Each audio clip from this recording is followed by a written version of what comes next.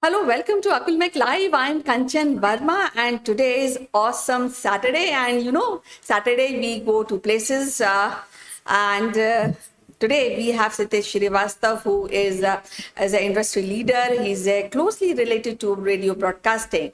And what place he will be taking, let us find out. So let's welcome him.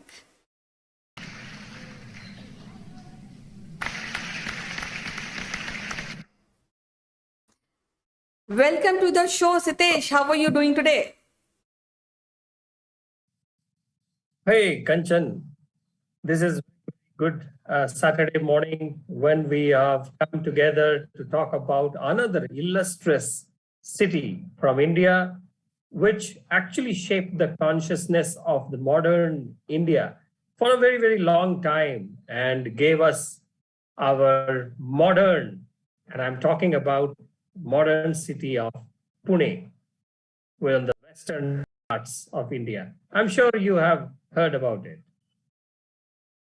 Yes, definitely. And I've been to Pune, and the air, the city really gives impression that it is quite an advanced city. And I've also read that Pune, the word which has come with the Hindi word Punne, and later on it was converted into Pune.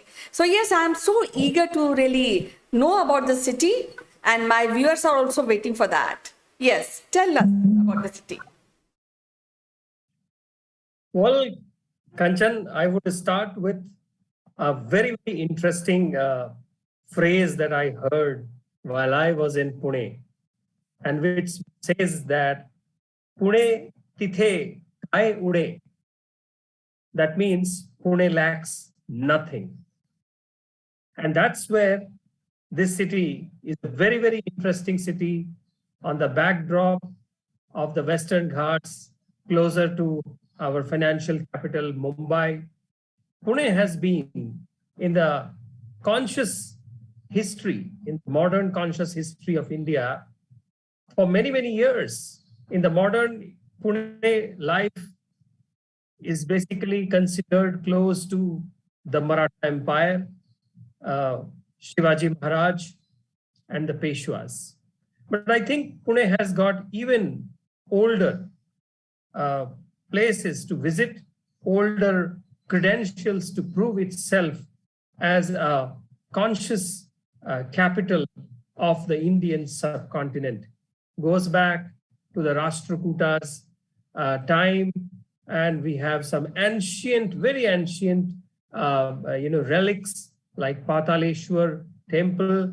And this city is bustling today with automotive capital of India, lots of software industries, a lot of software companies, and the kind of development in this city that is seen, seeing all the municipal corporations, the Mumbai-Pune Expressway, and the great cultural affiliation of this city, uh, which never goes out of fashion, despite being at the forefront of the modern capitalistic world. So yeah, this city is great, Kanchan. So, you share your pieces and then I come back with more. Well, definitely, because I lived in Bangalore. I also lived in Pune, and there's a drastic difference between when in the culture and the people thinking and the way city emerged. Pune gives a lot of freshness, and though it is very near to Mumbai, and the impact of Mumbai also being seen here. And moreover, I think I've been there when there was Ganesh Chaturthi celebration, and the all atmosphere was so awesome. So when we were talking about this wonderful city of the world, which is very happening currently now, what kind of art and architecture we really think about when we are talking about Pune city? Is it very similar to Mumbai, or how it is, or Maratha? How you will rate that?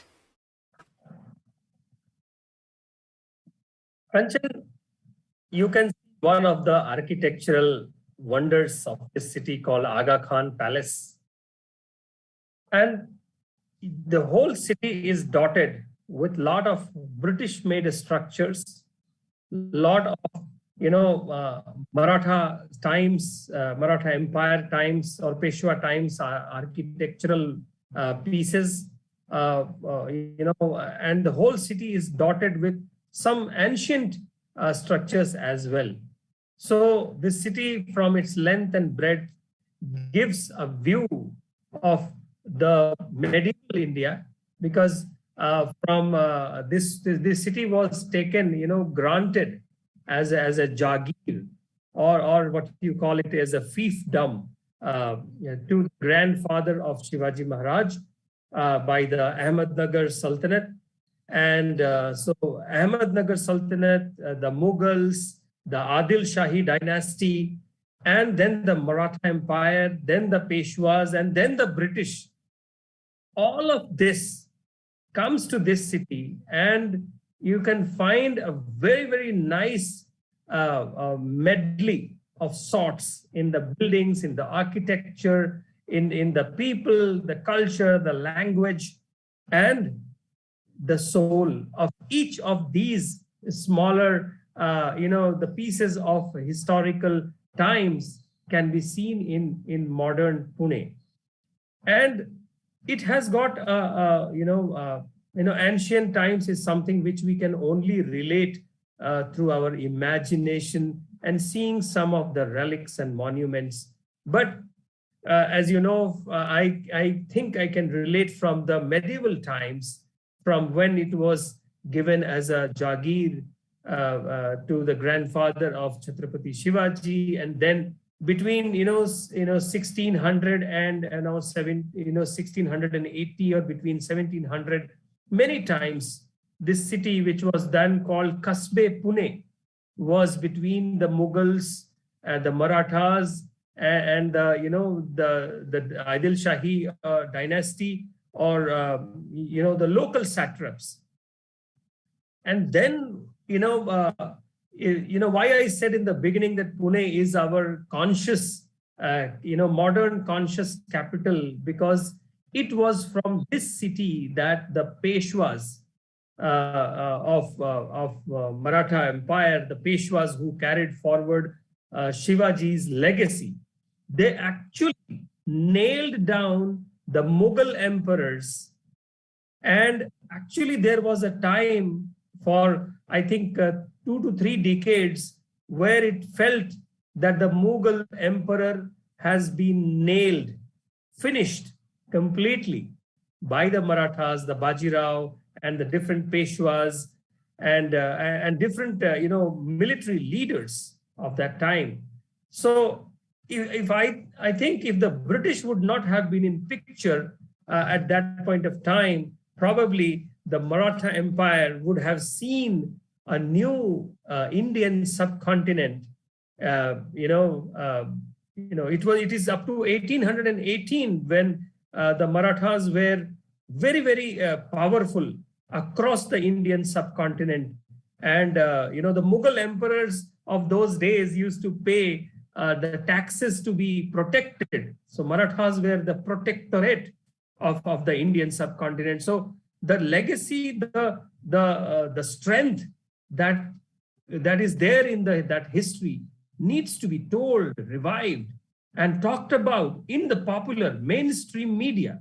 Okay, and I think there is enough has been written or talked about it in the Marathi media, Marathi literature, but I think that it is less showcased or written or promoted in the English language or in the Hindi, the popular language of the country.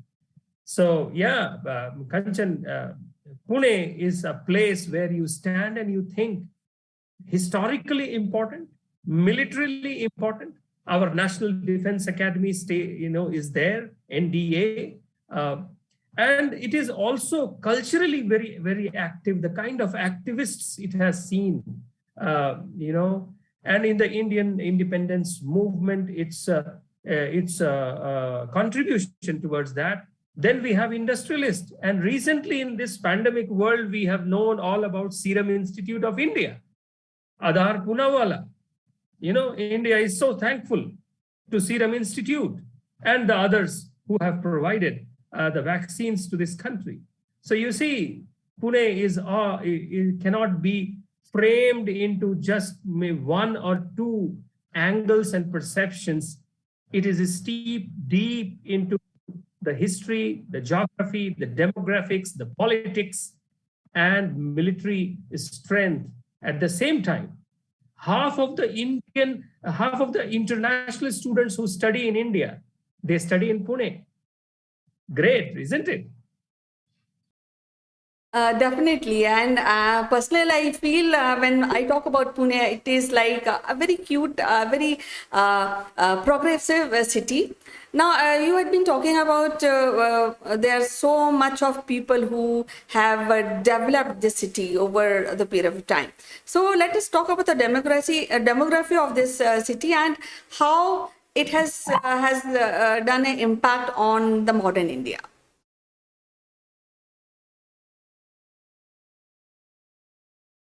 Kanchan, where to start?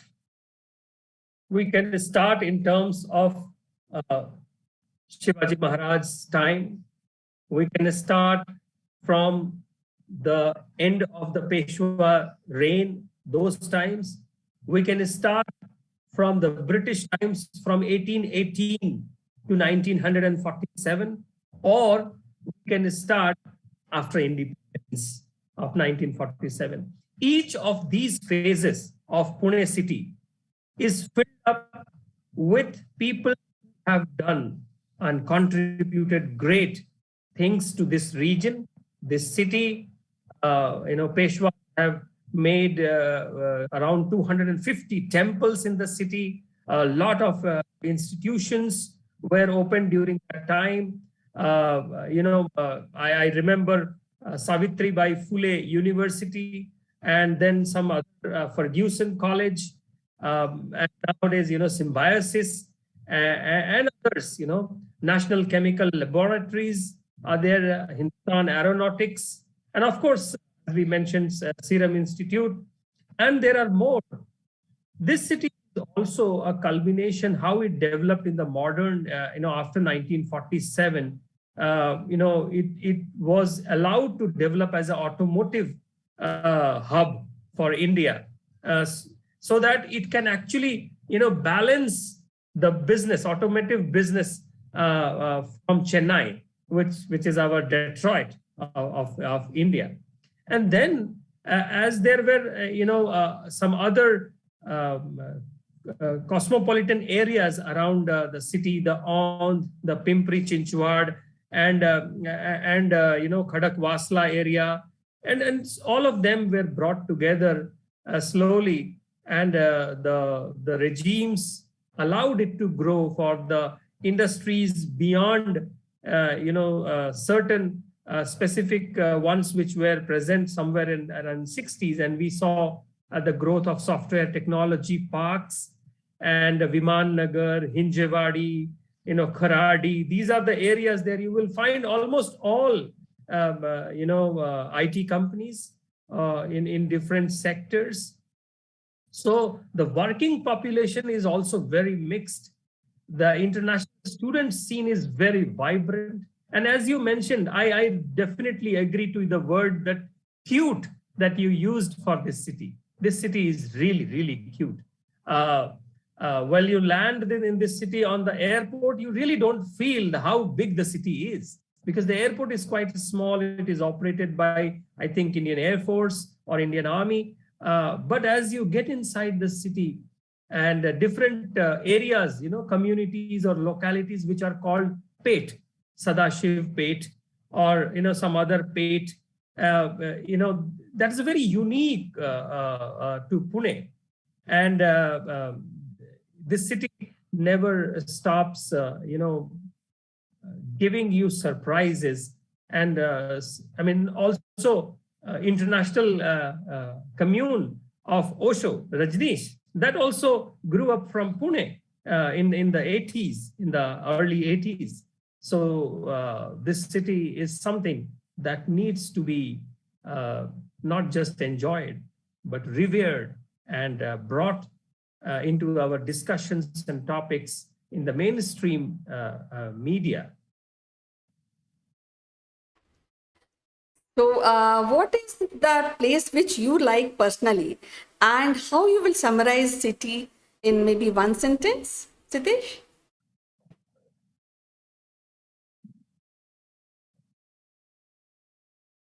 IT hub of India and Pune's contribution in the Indian independence, and the areas that I really like to see and I want people to go and visit, and not just visit, stand there and think, are the places like Dagdu Shet Halwai Ganpati Temple, uh, Pune Okayama Friendship Garden, Shanivar Vada, or chilling at Cafe Pash, Lohgad Fort, Shivneri Fort, where Shivaji was born, and Aga Khan Palace. Walk through the Pune Kasbah, having a relishing, typical Marathi meal, but an Iranian coffee at various Iranian coffee joints. And this city never leaves you surprised how it mixes and blends the old with the new, and keeps on ongoing in a modern world, with the youth, with the education, and with its it has got very interesting set of people, the special people, from social reformers, like I mentioned, Savitri Bai Phule, or Jyotiba Phule.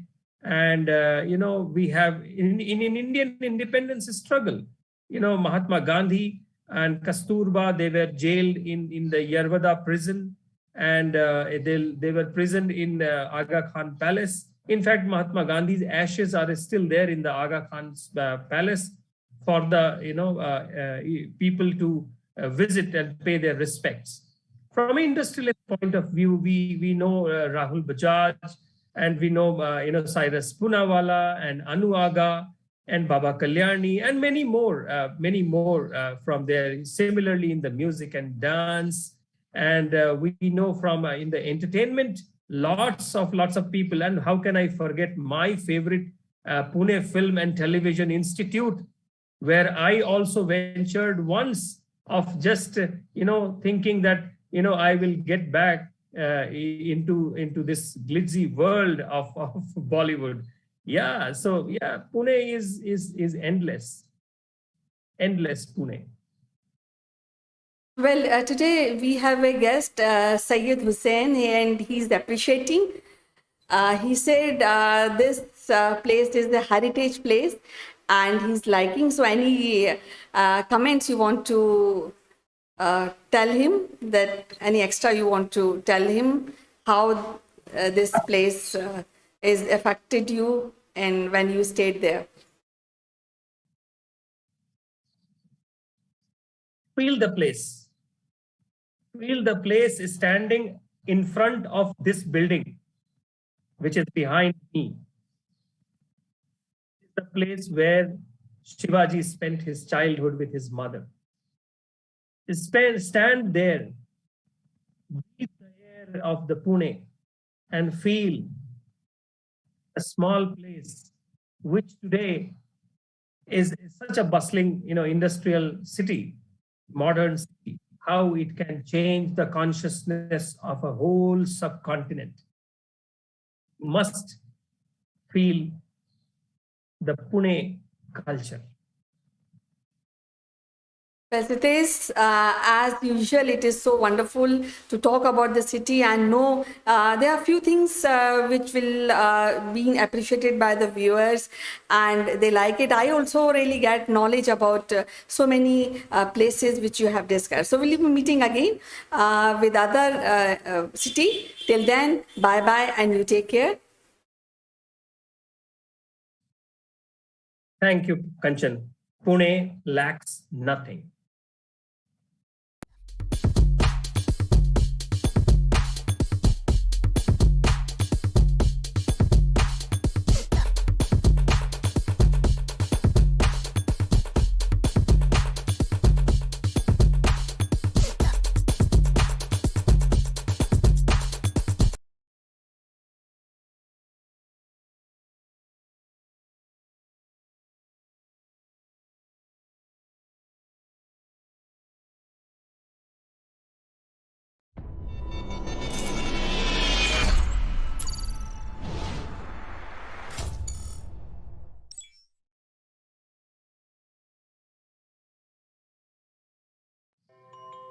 Hello friends, welcome to Akul Mac Live and I am Chandrakant. Today morning I got an email from Zoom saying that as per the new IT Act, they have modified their use policies. And I have actually glanced the policy, the new policy, and some of the things which are mentioned here are the age limit. You know, they have defined very clearly who is the probable user of Zoom services. Then there is a record regulation around recording, and also regulation about the content distribution because it could be copyrighted.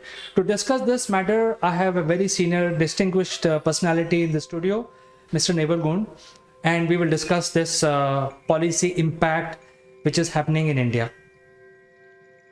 Good morning, CK. Good morning, everybody. And yes, these providers, content providers, platform providers, are now being pushed heavily by governments around the world to maintain security, maintain copyright, and maintain lots of other things, privacy in particular. But I think something that may have missed a lot of people's attention here, and this is particularly for schools, because the majority of schools during COVID jumped into the digital world, and by far and above most other platforms that were currently existing, Zoom is one that I think an awful lot of schools have locked into because of the flexibility and the ease of use and the fact that you don't have to have a huge program running in the background. It's all web-based, it's nice and digital, it's nice and quick. But what that means now, just for education, so let's just focus here for the moment, is that if you're under 16, and let's face it, there's millions of young people in India in particular that are under 16 that are using Zoom for their education, for their academic, prowess, moving forward in academics arena. Now they're not allowed to use it. That's the bottom line. You perhaps may be able to get around this by having the parent log on to Zoom. But in some respects, I think that's probably pushing the law a little too far, and it's certainly putting the license beyond that which Zoom has actually instigated, because they've been very clear. And the other thing is, quite rightly, as you said, copyright. Copyright is huge here.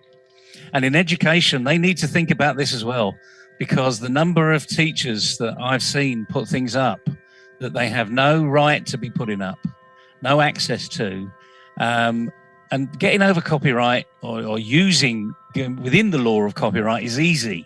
As long as you put the source of the information, where it's come from, so you're recognizing the author, then that's absolutely fine. It's when you take the author away, when you take the rights of their privacy, their priority work that could have taken them years to do, when you take that away, you are contravening any copyright, the international copyright law. So just for education, I think we need to be helping them understand what this new law means and how it's going to work, because their practices are going to have to change, and they're going to have to change overnight. Because Zoom, if you go onto a Zoom conference today from your country, they will have to sign this disclaimer. And the other thing is, like anything else, people do not read the fine print. So we're bringing this to your knowledge. We're raising your awareness, because you're going to have to deal with it, and you're going to have a process and a policy to deal with it. What that is, we'll happily help you, develop it. But, by all means, you need to consider it carefully, because the last thing you want to be doing is using the Zoom platform in particular, and actually you're going to be going against the rights of use. Well, Neville, Google was the first company to nail this whole thing. And if you know about Google, they will not allow you to create an email address if you're below 16 years. And they were the first one. And you can create a student email address, but then you will be part of a family pack. So if you're like 15 years old child, then you can create, but your parents will have to create it for you as part of a family pack. And then using that email, whatever you do, it is intimated to the parent. That is how the Google has solved this legal problem. But in case of Zoom, you're not even allowed to use if you're below 16. and you have to indemnify Zoom about all the content that you're sharing. So there is a content sharing policy. I've not gone through this in detail, but I'm sure it must be uniform across the world. You know, you are supposed to be owner of the content which you're sharing. It should not be obscene in nature. It should not be a sledging kind of content, etc. And then Zoom has most importantly said that if they identify some of these violations, they will simply remove you from their client list. See, that's the important part that we need to make. We need to get education clear of this today. This, in many respects, is the first that's actually said you can't use a video machine, a video content machine, a platform, or anything like that if you've got under 16-year-olds. They haven't even included a family pack by the words I've written. Now, that may be, something that Zoom need to address as well. So if Zoom's listening to this, then please address it, because there are so many thousands of pupils and schools that are relying upon Zoom as that, content director, as that communication tool, and they're utilizing the Zoom platform, however well they can do it. And, our thoughts today are, get the teachers, get the head teachers involved in just exactly what's happening. Just look at what's happening, see how it's going to affect you. Obviously, for any of your children over 16, don't have a problem. But there's millions of young people, not just in India, but across the world, that are tuning in to teachers giving lessons over Zoom. We just have to be really careful now. And being aware means you can do something about it. Well, the second thing here is, Naval, is that if you are recording, say for example in school arena, if you're recording a class session, then you're not allowed to do that unless you have taken permission from the other side. So if the schools are recording some 30-40 students joining the session, and if they're recording it for improving the quality, they are not allowed to do that using Zoom platform. So they have to use some other platform. I don't know what that platform would be, but at least using Zoom, they have to take permission from each and every student, and it's like an opt-in service. Well, like anything else, there's always got to be a first mover. As you quite rightly said, Google did this some time ago just on email addresses. They were smart. They created a family pack. So what that meant was that there was a discussion in the family, which is really good news. People that want to get around that can still get around it. They can ask their uncle to do it because their mum and dad won't, or something. But my point is, at least they looked at what should be happening. Perhaps Zoom will go down this route as well. I hope they do, because there are far too many people involved in the education arena alone. I'm not touching the business arena for the moment, because most businesses actually are over 16. So this is where maybe Zoom's thoughts have been. However, please, if you're in education, if you're a teacher there, or you're a governor, or you're an owner of a school system, we'll happily work with you, and so that you can understand what's possible within these changes.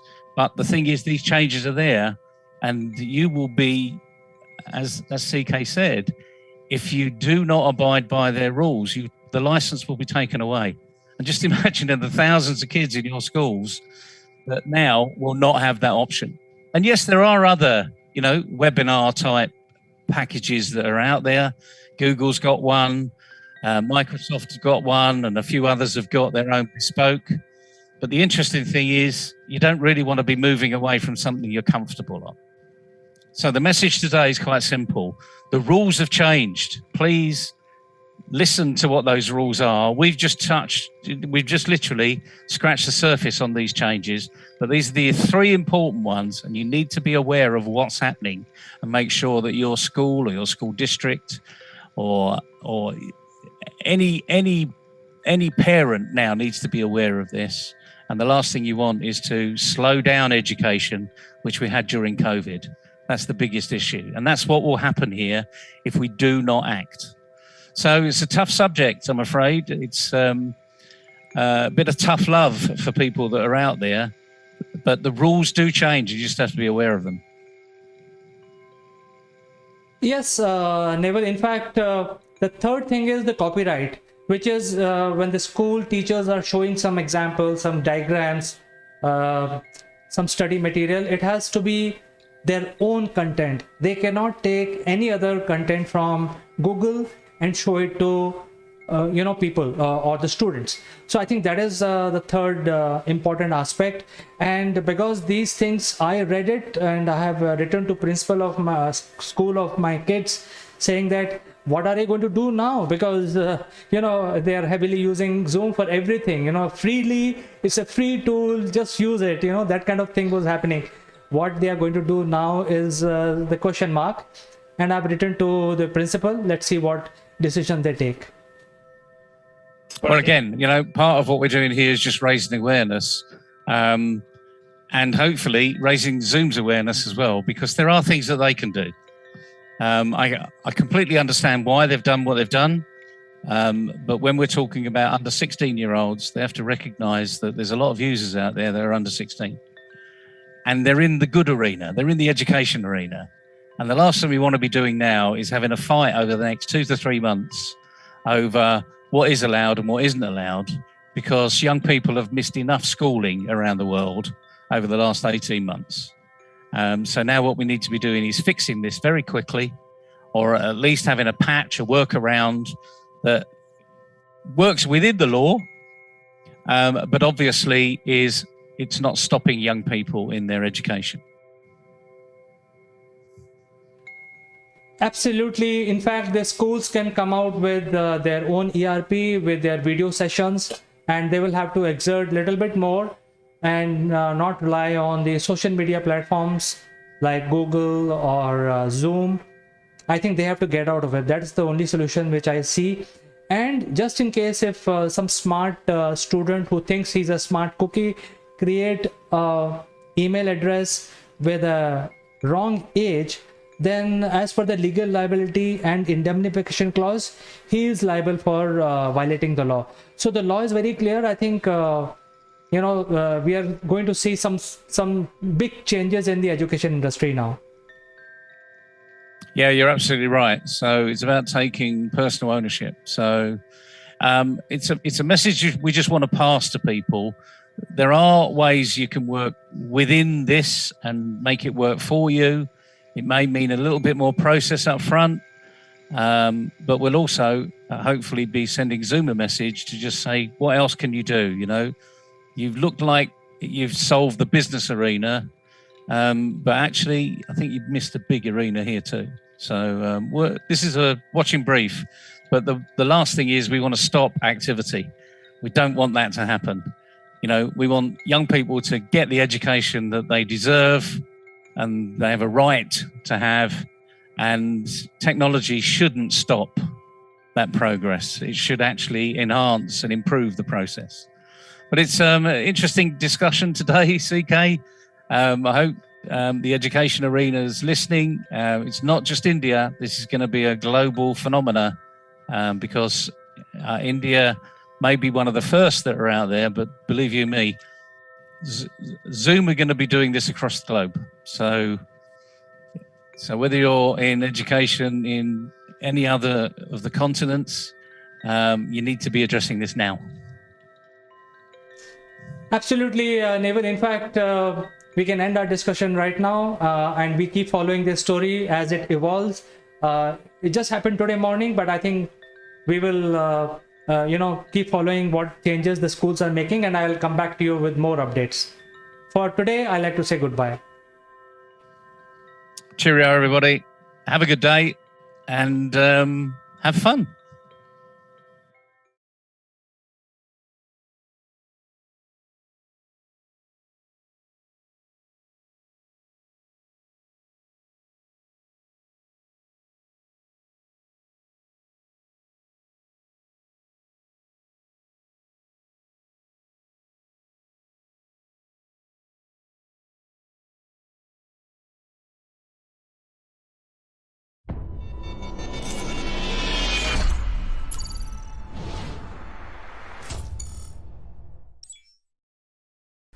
Hello friends, this is Chandrakant from Assimilate Technologies and welcome to Legal Matters.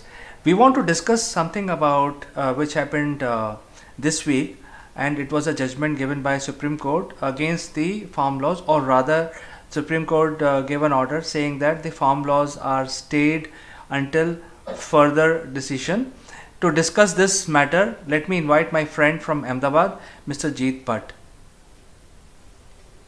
Thank you, Chandrakant, for inviting me to discuss about this matter. I'm looking forward for this discussion. Jeet, as you know that Supreme Court has listened to a lot of parties, and I think the big question that is running in everybody's mind is that when Parliament passes a law after so much deliberation, after discussing in lower house, upper house, and also with president's signatures, once the laws are passed, and can these be stayed by the Supreme Court? That is question number one. And question number two is, so much effort goes in by the representative of people, and then Supreme Court basically stays on such laws. So I think that is what we want to discuss today. Right, absolutely. So, yes, in a democratic setup, there is separation of powers with regards to the judiciary, executive, and the legislature. And it is properly separated and it is not intermixed. So, yes, when you say that a lot of efforts go in, a law is enacted by an entire procedure which is followed, and thereafter the enactment passes when the president gives his assent, and then it becomes the law. Certainly, that is the job and object of the legislature. And when they have done it, they've passed the law after so much deliberation and after taking so many factors which go into it. And also the fact that these farm laws which have been passed were to liberalize the farm sector. And that was done, which was required, which was suggested by several committees, which was recommended by a lot of expert bodies. And it would liberalize the farm sector, which is necessary, in my opinion, as well. And also the International Monetary Fund giving out a statement saying that these farm laws are beneficial for the future of this country. And certainly we have seen the effect of market economy now that India is, and the effect and the growth that we have seen in last around 20 years. Certainly market economy is the way ahead, and every sector gradually should be brought into this market forces of the market. But with regards to the protests that are going on, certainly whenever a new change comes in, there will be protests from some quarters of this country, and the best way to deal with it is to give time to these new laws, because we've seen since 1991, since we opened up our economy, there have been protests going on since that time when the market was liberalized. But gradually now, all those people who had been protesting are also aware of the benefits of this liberalization policies. And therefore, in this new farm laws liberalizing the farm sector, if they had been given the chance to be implemented and to be seen its effect, then probably the agitators would have also seen the benefits. But unfortunately, the Supreme Court has stayed the implementation of these three farm acts which were passed in 2020. But what appears to be the reason behind saying this, undoubtedly it's an unprecedented act which has been which has been passed by the Supreme Court, because generally it is Supreme Court's orders itself, judgments, that not to stay the implementation of the act, because once it has been passed by proper procedure, there is a constitutional presumption that these laws are valid and they are not infringing any of the fundamental or constitutional rights guaranteed under the Constitution. But the factors what weighed in before the Supreme Court by passing this unprecedented order has been recorded in its order dated 12th of January. And what it says is that there were three categories of petitions which came up before the Supreme Court. The first category of petition was challenging the validity of these three farm acts by the agitators and unions of farmers. The second set of petitions was with regards to those unions of farmers which said that these farm laws are good and they should not be held as invalid. And the third set of petition were filed by individuals and residents of Delhi and neighboring states complaining that due to these agitations, their right to freedom of movement across the country is violated. Because these agitators have been blocking the roads which enter Delhi. And therefore, residents' rights to movement is infringed, and therefore they should agitate, because agitation and protesting is also a fundamental right. But there has to be a place, a ground, a dedicated area where these protests should go on, and it should not be in a way that it violates the normal life of the city. So these three petitions came up. The Supreme Court also observed that the agitators have been agitating and protesting in a peaceful manner. And the Supreme Court appreciates that. And it says that laudably the farmers have so far carried on the agitation peacefully and without any untoward incident. So it recognizes that the protests are going on in a very peaceful manner. But what it also, what was alleged is that some unions and some members are planning an tractor rally on 26th of January to disrupt the Republic Day function in Delhi, to which also some unions and their lawyers denied, saying that we would never do it because every family, one member from Punjab or Haryana is in army. They would never disrupt the Republic Day function, which is carried out in Delhi. But still there were reports, and it was confirmed by the Attorney General, that some banned organizations are funding and wanting disruption. And therefore, that was the allegation which was made before the Supreme Court.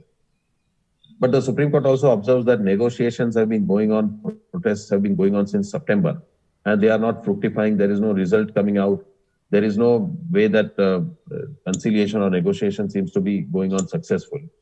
And therefore, Supreme Court was of the opinion that a committee of experts have to be formed, and both the sides have to submit and represent before this committee, and let the committee make a report and submit it to the Supreme Court. So in order to do that, the Supreme Court constituted a committee of 4 persons who are experts in this field. Those 4 persons are Shri Bhupinder Singh Mann, who is the National President, Bharatiya Kisan Union and All India Kisan Coordination Committee. Second is Dr. Pramod Kumar Joshi, who is Agricultural Economist, Director of South Asia International Food Policy Research Institute. Third is Shri Ashok Gulati, who is the Agricultural Economist and former Chairman of the Commission for Agricultural Cost and Prices. And fourth is Shri Anil Dhanwat, who is the President, Shetkari Sangathan. So the Supreme Court constituted by appointing these 4 members in the committee, and has directed the committee to allow all these unions to make representation and hear them and come out with a solution, and ultimately file a report within 2 months from the date of first meeting of this committee. Finally, the Supreme Court also observes in its order, and I think this is the why the Supreme Court has granted stay in an unprecedented manner.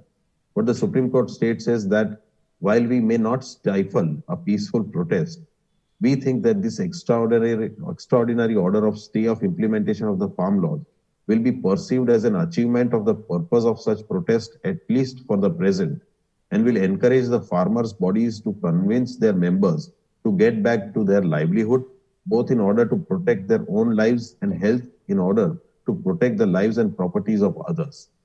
So this fact is what has been weighed by the Supreme Court in order to stay, that the Supreme Court observes that it doesn't want to stifle a protest, but it also thinks necessary that life and property of those who are protesting is also at risk, because we've seen a lot of members dying during this protest, some committing suicide. There are women, elderly persons, there are children who are on the streets in this cold winter and also during this pandemic. So there is threat to their life. There is also threat to life and property of other residents of the city of Delhi and neighboring states. So therefore, in order to convince the members who are protesting, the Supreme Court has given a stay so that they have some confidence in the Apex Court as well as in this committee which has been constituted by the Apex. And therefore, to gain their confidence, the Supreme Court has granted this stay. But undoubtedly, it's an unprecedented order, not seen before. and the Supreme Court normally doesn't grant stay. But because of these circumstances, the Supreme Court might have thought that this is the best way to handle the situation at the moment, and thereafter the Supreme Court will consider the constitutionality. But also, the Supreme Court in its order has not touched upon the merits. It has not heard the arguments of the councils on the validity of the act, because an act enacted by the parliament is not final. Ultimately, if it is challenged, it is for the Supreme Court to decide whether the act violates any of the fundamental rights guaranteed under the Constitution, and therefore the final say is of the Supreme. The Supreme Court can ultimately declare an act to be ultra vires or unconstitutional if it finds that it violates any of the guarantees which are granted by the Constitution under Part 3 of the Constitution. So therefore, the Supreme Court will decide, but Supreme Court normally doesn't grant stay of these acts which are challenged, and therefore this is unprecedented. But it seems that these are the reasons what wait before the Supreme Court while passing this order staying the implementation. But certainly there was an argument made by an advocate who represented 15 unions from 15 different states of this country, who submitted that don't grant stay because this will affect, because we have already implemented and we have placed orders with regards to fruits and vegetables. So the Supreme Court said that with regards to minimum support price, that will remain. Otherwise, the implementation of these acts would be stayed. So certainly, the Supreme Court weighed in the current situation, law and order situation in Delhi and neighboring states, and therefore has granted this extraordinary order. So I think, Jeet, thanks for clarifying. I think the people are thinking that the parliament spent so much time in passing these laws, and then one fine day, few people will file a petition in the Supreme Court, and then Supreme Court will decide the fate of that law. So I think that is one thing that you have clarified very nicely, where you have said that very clearly that the Supreme Court is the ultimate custodian of any legal matter. So I think they have the complete jurisdiction in this area. But I also feel that they have not really, they have just put a stay on the laws. They have not said that, hey, these laws are unconstitutional. So it is for the benefit of both parties, where the government talks about their pros and cons, and the people who are protesting also talks about pros and cons about these laws, and ultimately the decision will be taken by Supreme Court. So I think that is something which you have explained very clearly. But what is the way forward from here? What is your opinion on this? As I understand, the protests are with regards to repealing of these laws. Their demand is that these laws should be repealed. Now that the parliament, unless they pass another law, cannot repeal the laws which have been enacted. And I don't think the government wants these laws to be repealed. So in a way, this is a stalemate situation and there is a deadlock. But ultimately, it depends on how effective and efficient this committee is in in convincing the members of both the sides in order to reach some conclusion. But I feel that ultimately only the Supreme Court will have to decide the validity of these laws, and the Supreme Court has the final say, and the matters would be argued. But in my opinion, I think the acts should have been implemented, and they should not have been stayed because it is not the entire country which is opposing these laws. It is some unions from some states who are opposing. Others are wanting these laws to be implemented. So only because there are protests going on and the protest cannot be stopped or cannot be managed, that should not be a ground for staying. And it is not as a precedent also, because Supreme Court itself observes that this is an extraordinary order of stay. So certainly it is not to be applied in all cases, or it has to be used as a precedent. But I think Supreme Court in these facts thought it best to stay. That is what they've done. But otherwise, in my opinion, it should have been allowed to go on, to be implemented, to be seen its effects, pros, cons, so that the Supreme Court would have been in a better position to even judge the effects of the laws. Jeet, thank you very much for joining us today morning, and especially in the north of India, it is quite cold. So I appreciate that you found time to explain this for the benefit of our viewers. Well, thank you very much, Chandrakant, for having me. It's my pleasure. So, dear viewers, as you can see that we're trying to bring clarity on this whole matter, and it is coming in the news every day. So, you please engage with us, send your comments, and based on your comments, we will include you live with our panel of expert headed by Jeet in the next episode of our Legal Matters. Until then, I'll like to say goodbye to you, Jeet, and also to all our viewers. Goodbye. Goodbye, Chandrakant.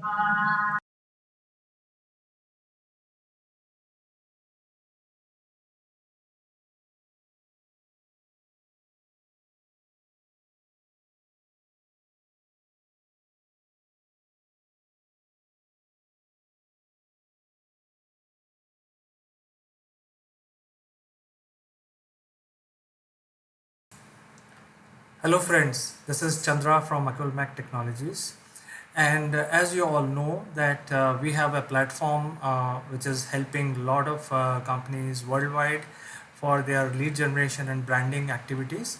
The platform is called Topbrass, and in order to enhance the offering on this platform, we have started a new video initiative called Likeable Leaders. Under this initiative, we interview the popular CEOs or the budding CEOs who have been successful in their own way, and they've got a lot of experience, who would like to create an inspirational story around themselves and inspire their own team as well as their industry colleagues. So the Likeable Leader section of Topbrass gives an opportunity. In this section, we will ask certain questions which will help you establish yourself. You can share your stories of success, of failure, how you basically overcome any bad feelings if you have. How do you discipline your life? How do you bring focus to your own activities? What sort of books you read? How do you motivate your team? And there could be any other thing that you would like to share about yourself. And this is something which is very good for all the CEOs to start with, to start sharing their ideas and reaching out to their own team as well as their peers in the industry. So I personally like to talk to you and look forward to this opportunity. Thank you. Bye-bye.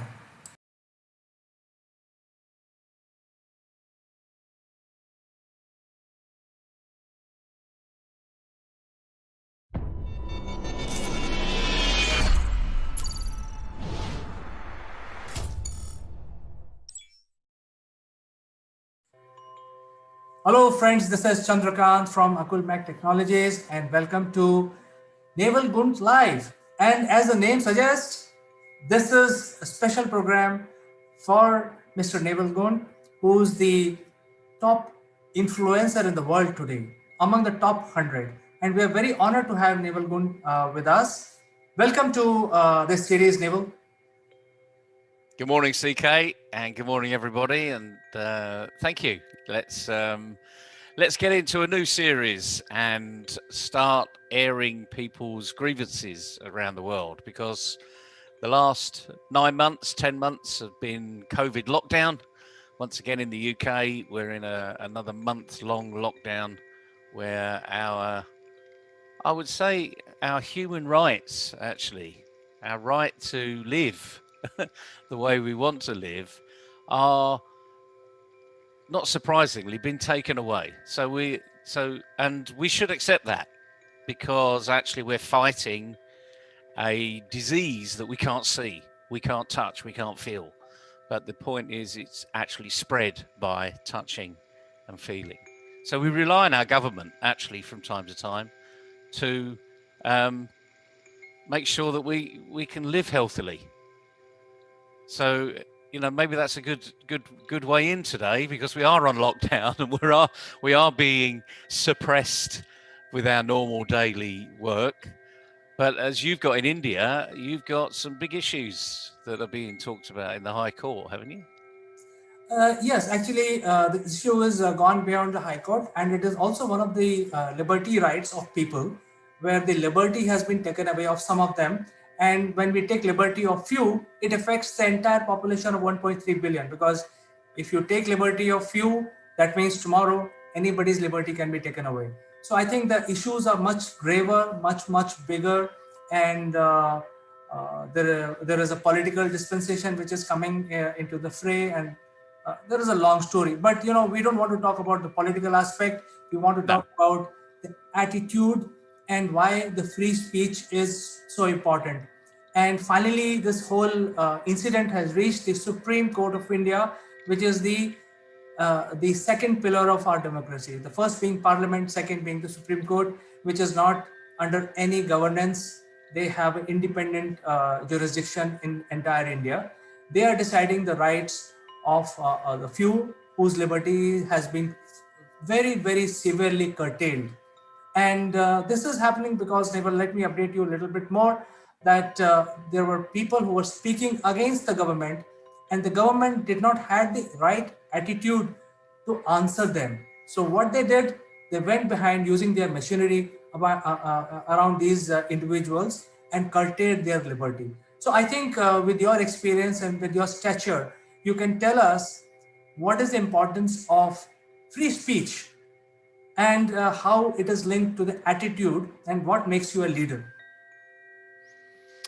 It's a really interesting discussion, because in certain social media arenas in the last couple of weeks, there's been this thought process or the concept of whistleblowing. Now, why do people whistleblow? I mean, what is whistleblowing? It's when something is happening in an organization, a country, a village, whatever it is, and it's not right. The consensus of everybody, people's rights are being suppressed by a few people that are powerful and know how to work the system. And that's why we have whistleblowers.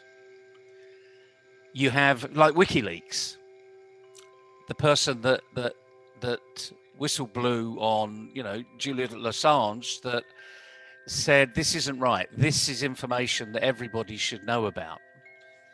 Well, we've all got our own opinion on that, frankly.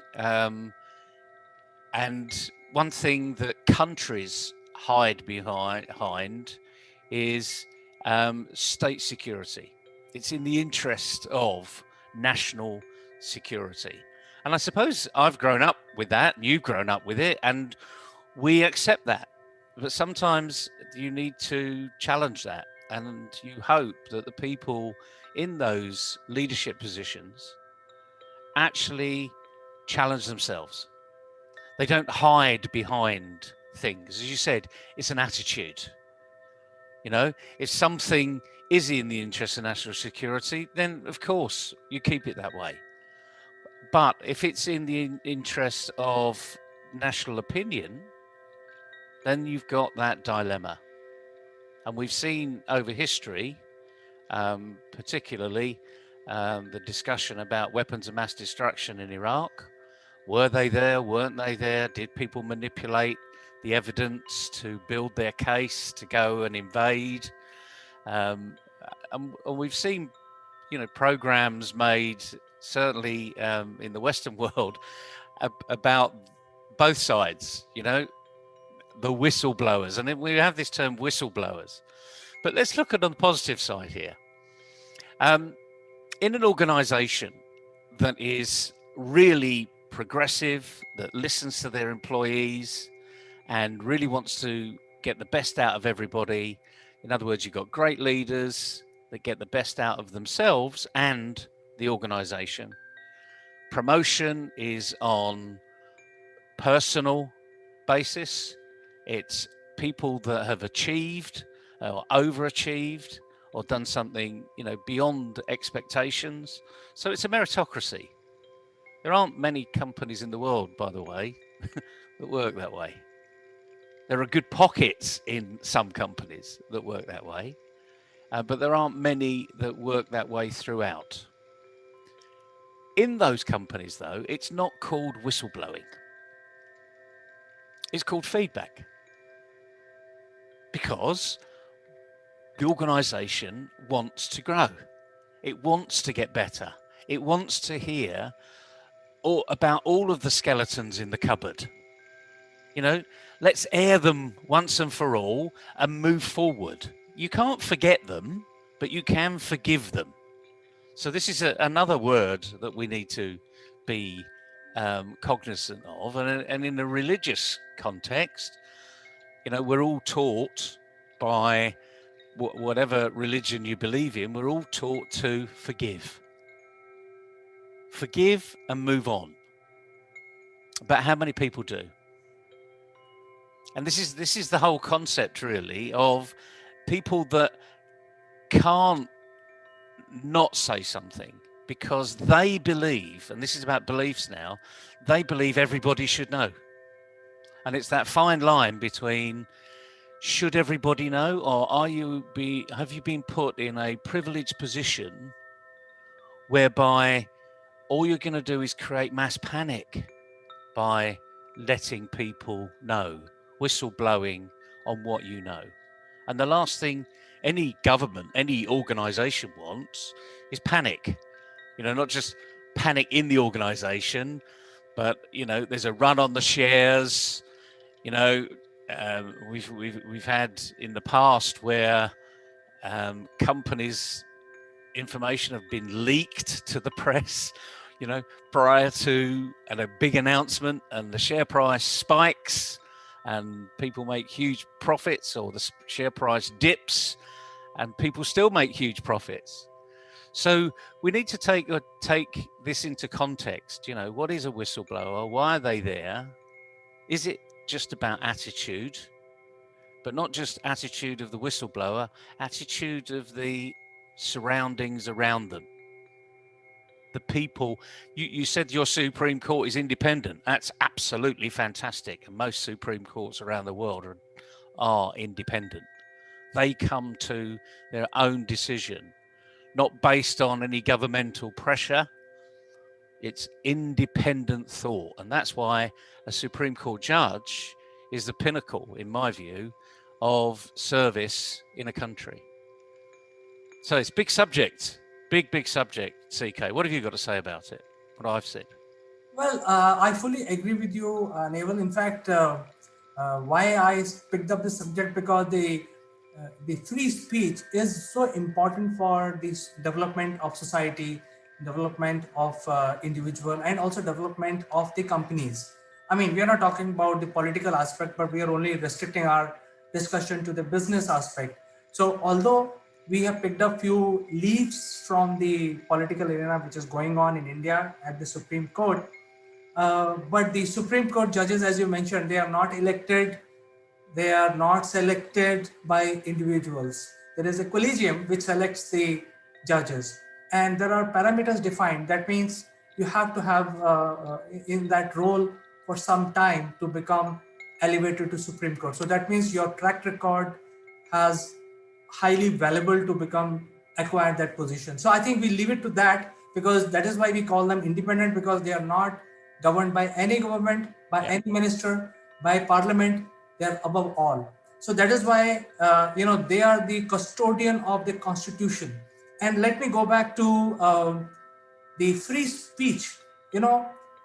India being the largest democracy which was established, the modern India, in 1947, but the oldest democracy of the world, as we know in the modern times, is the United States. But they realized the importance of the free speech way back, 300 years back, when there was no democracy anywhere in the world. They were all monarchies. And they implemented the First Amendment in 1791. So I think we should, give credit to the founding fathers of United States of America, where they realized that the First Amendment to the Constitution will be about free speech. And here in 21st century, we are again talking about free speech and travesty of justice. But I think we can leave that aside. This is just the data point for our discussion.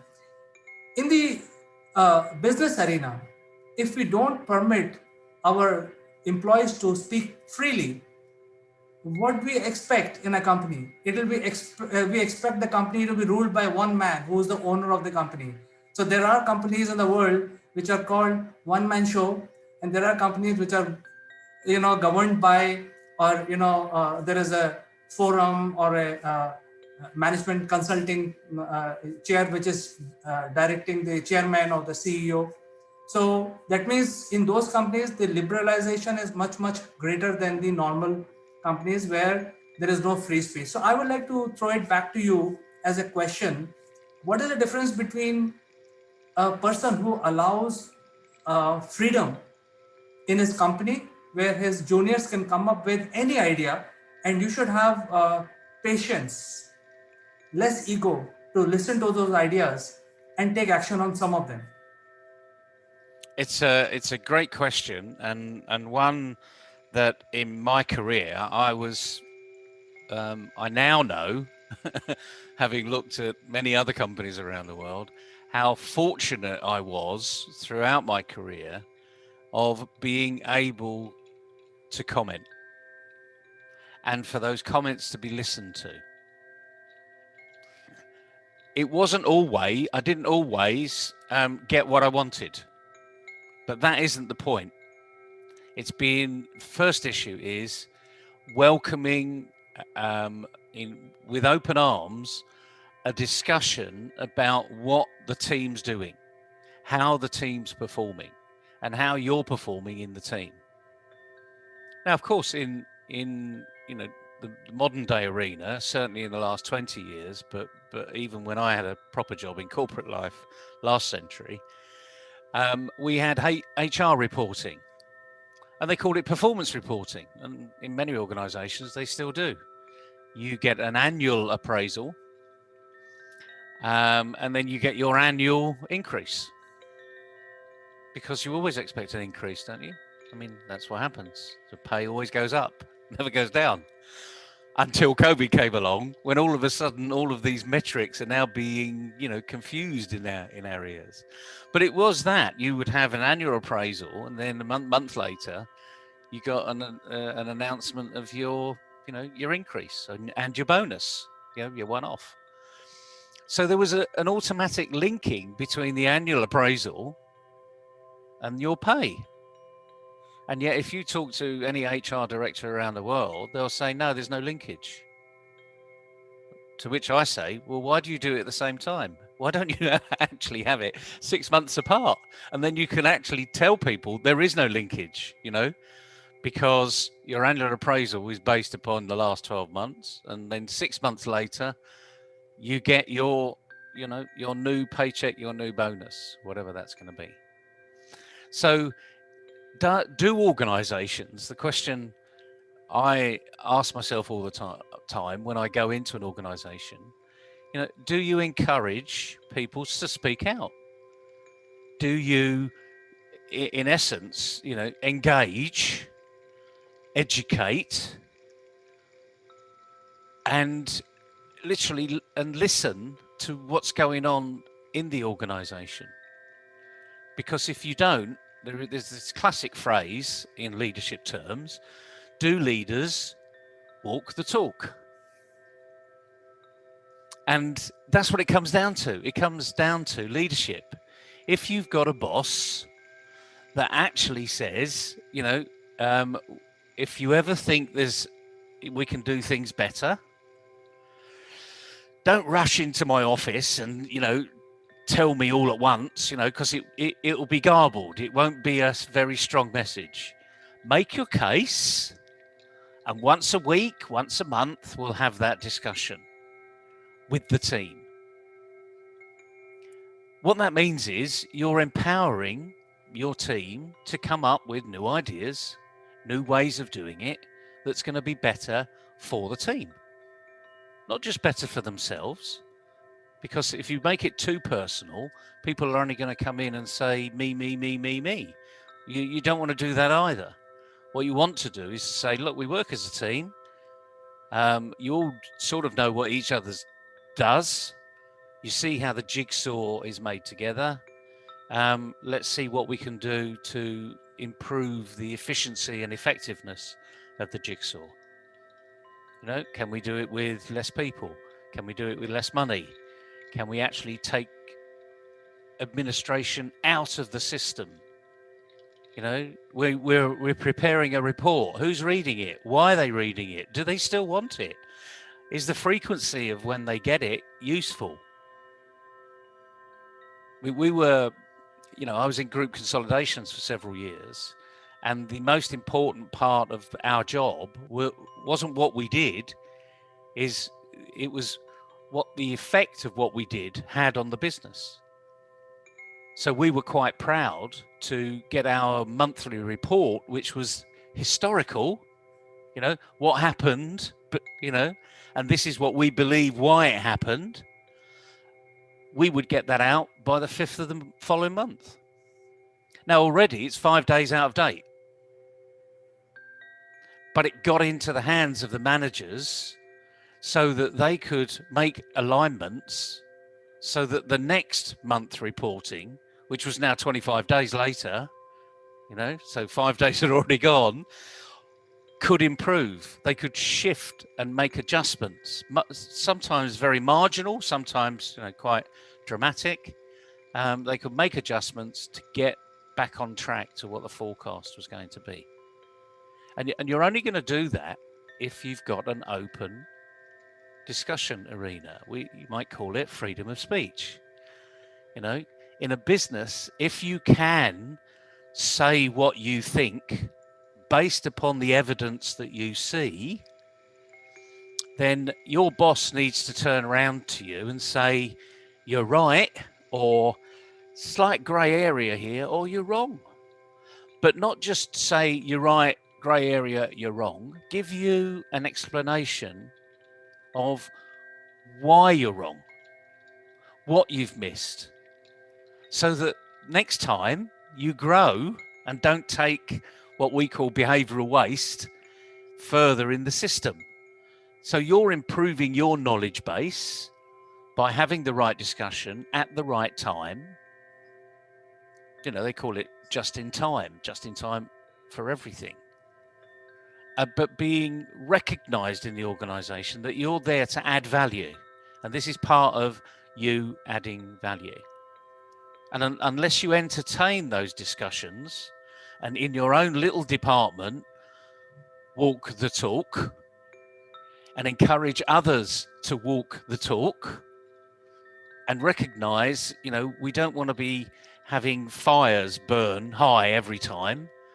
We want to try and make this department, this organisation run as smoothly as possible, and at the right time, which could be daily, it could be weekly, it could be monthly, whatever the right time is, we all come together and we look for improvement.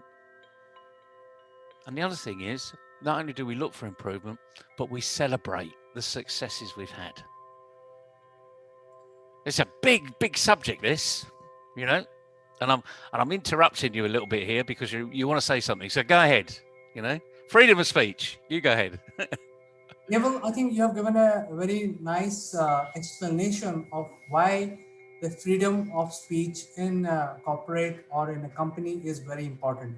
But many times it also depends on the leadership, and many times, because even leadership is consisting of humans, uh, people like you and me, and they have certain egos, or I will choose a better word, complex, some sort of a complex in themselves. And because of that, the leadership don't recognize the importance of free speech. So what is your message to these leaders? Because obviously we want to improve the attitude of overall leadership team through this series. What is one message or a couple of messages you want to give to not have your personal complexes come in the way and stop the freedom of speech in your company? Great question. And the simple answer is look in the mirror to start with. You need to ask yourself a couple of questions. Do my team trust me? Am I supportive of them? Do they think that I'm a good boss? And this is where you need to be honest with yourself. And you can ask lots more questions, but start with the ones that are really simple but are really hard. You know, am I a good boss? What makes me think I'm a good boss? How do I know I'm a good boss?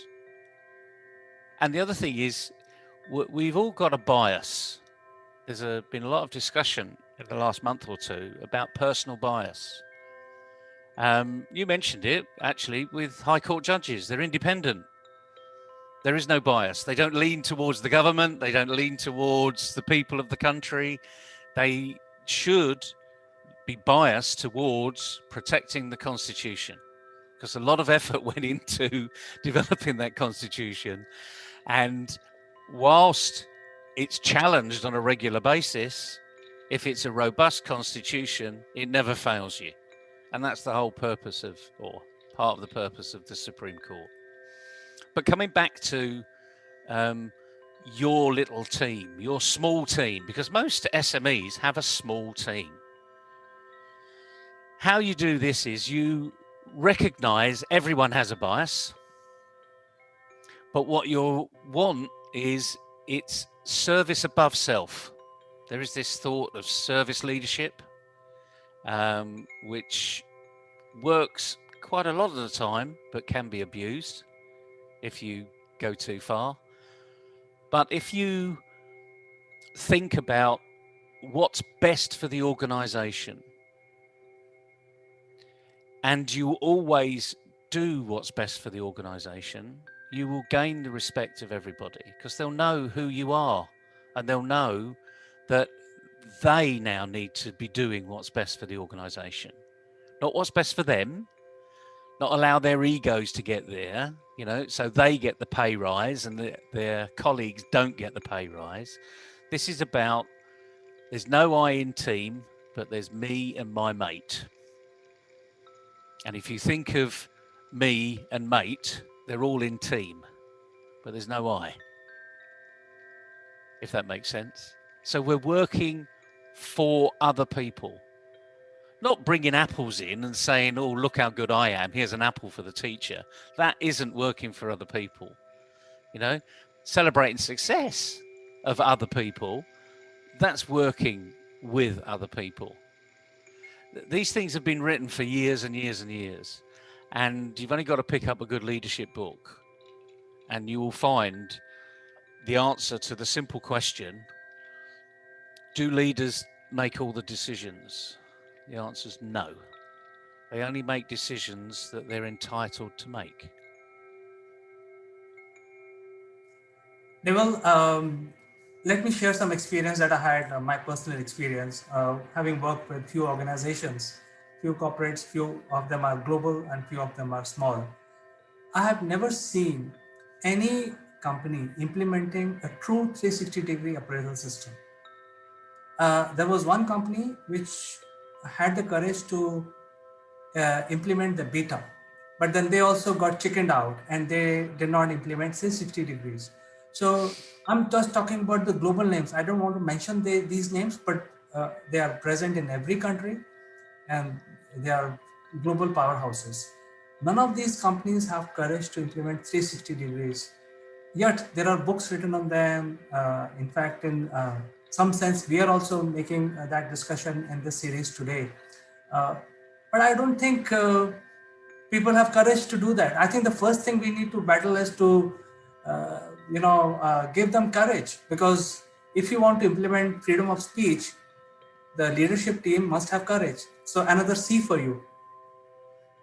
It's always about the C's: commitment, courage, competence, capability.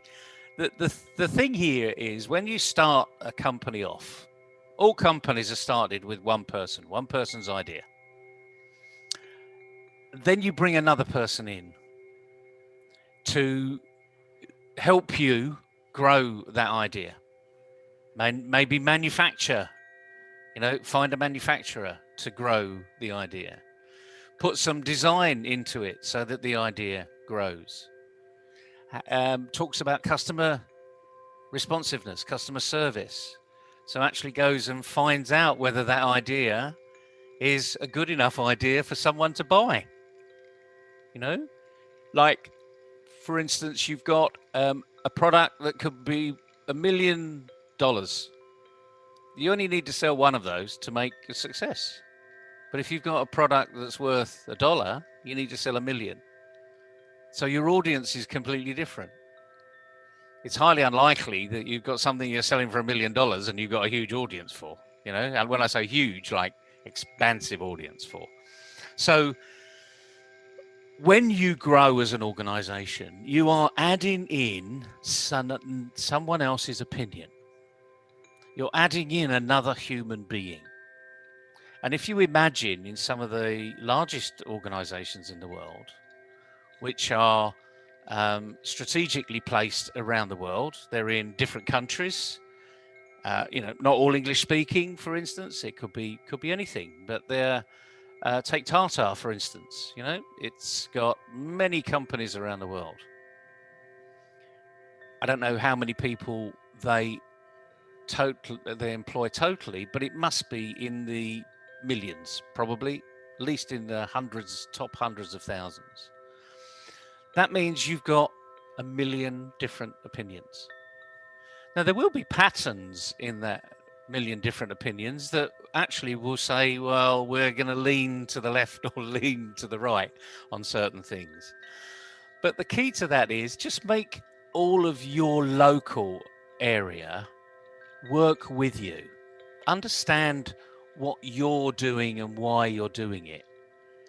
Because if a good leader brings the team with them, it asks the team, how do you think we're doing? You mentioned the word courage.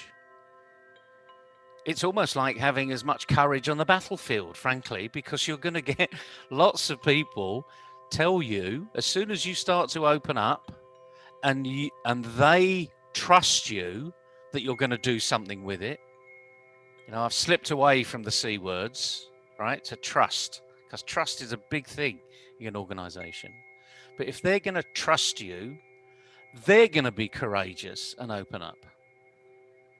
They're going to really push the boundary. Especially young people are brilliant at this because they've got no axe to grind. You know, I remember my first job coming out of university. We were fortunate to go on a graduate training program, and it wasn't the typical program that you see today. You go into a department and you work there for 6 months, and then after 6 months they place you somewhere else in the organization. Now, that isn't a graduate training program as far as I'm concerned. We went round the country.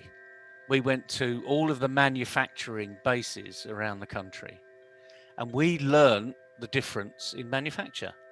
We learned about people. Now, I was on their finance graduate scheme, but I worked alongside marketing graduates and HR personnel, as we used to call it in those days, graduates. And we would work together as a team. And after each visit, we would do a short presentation to the management team. Now, believe you me, we did not pull any punches.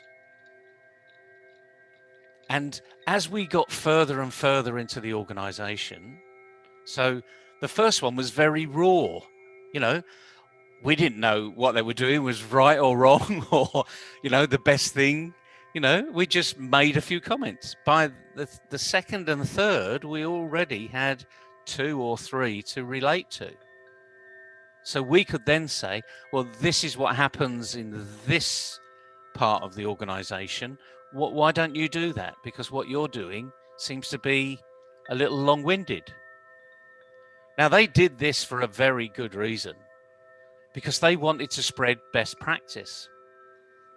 And it was only about 18 months into my first job that I was told why the graduate program was designed the way it was. Because the senior management didn't want to tell the next level down how to do their job. But if it was coming from raw graduates that they could laugh at, actually, with some things, but might take on 1 or 2 nuggets where they hear it's happening like this over there, why don't you do that here? That was it was music to the chairman's ears, frankly, because we were actually sharing best practice in a very collegiate type of way. Now, I'm not professing that this is the way to do it, frankly, because it is a little underhanded. It's not quite in the freedom of speech arena that we're talking about here. But if you do have an organization that shares because they care about the organization, you'll get the best out of everybody. Because people will then say, oh, I'm here on merit. I better start performing. And they kick into their own leadership pattern. Their ego goes. Just because they've been there 10 years and someone's been there 5 years and that younger person is their boss, it doesn't matter. They're quite happy where they are. Now, this doesn't happen in as much as we would like to think it happens, but it's down to the attitude of the leadership where it really can make the difference. Neville, I think this is a very vast subject, as you mentioned correctly, but I think it starts with freedom of speech. And I think the message that you have given us and other CXOs, leadership who are watching this program is very clear. The freedom of speech in your company will automatically lead to freedom of thought. So any company which is existing today must have freedom of thought among their employees, among their partners, among their investors. Because if the freedom of thought is not there, then you will not be able to diversify. You will not be able to find solution to your clients. And that is why freedom of speech is directly linked to your business and your profitability. So with this, I will end this discussion today, Neville. Thank you very much. And we will catch up in the next episode of Neville Gunt Live. Thanks very much, CK. Enjoy yourself, everybody, and go out there and enjoy it, because business should be fun. So I keep being told. Take care and bye-bye, Neville. Bye-bye.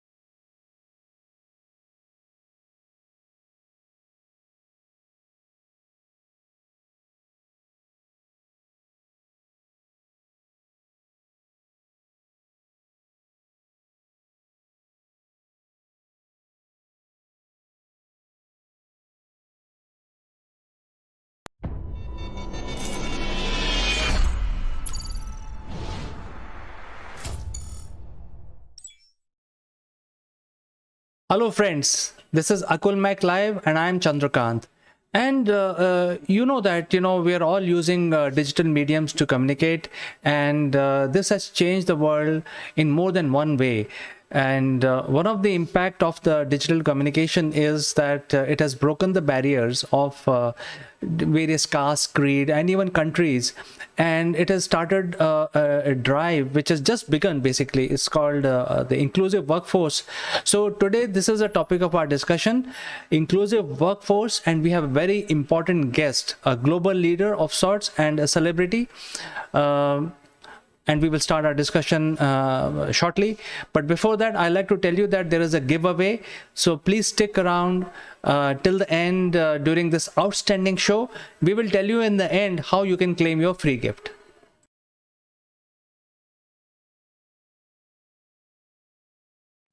Hello friends, let's introduce our guest today.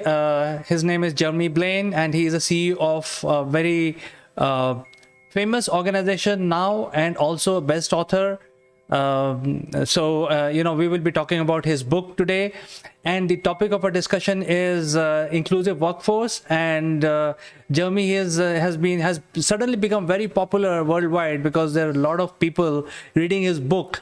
So without further ado, let me present Mr. Blaine, who will then give us his perspective about inclusive workforce. Thank you very much for having me again, CK, and hello to everybody tuning in for this week's episode.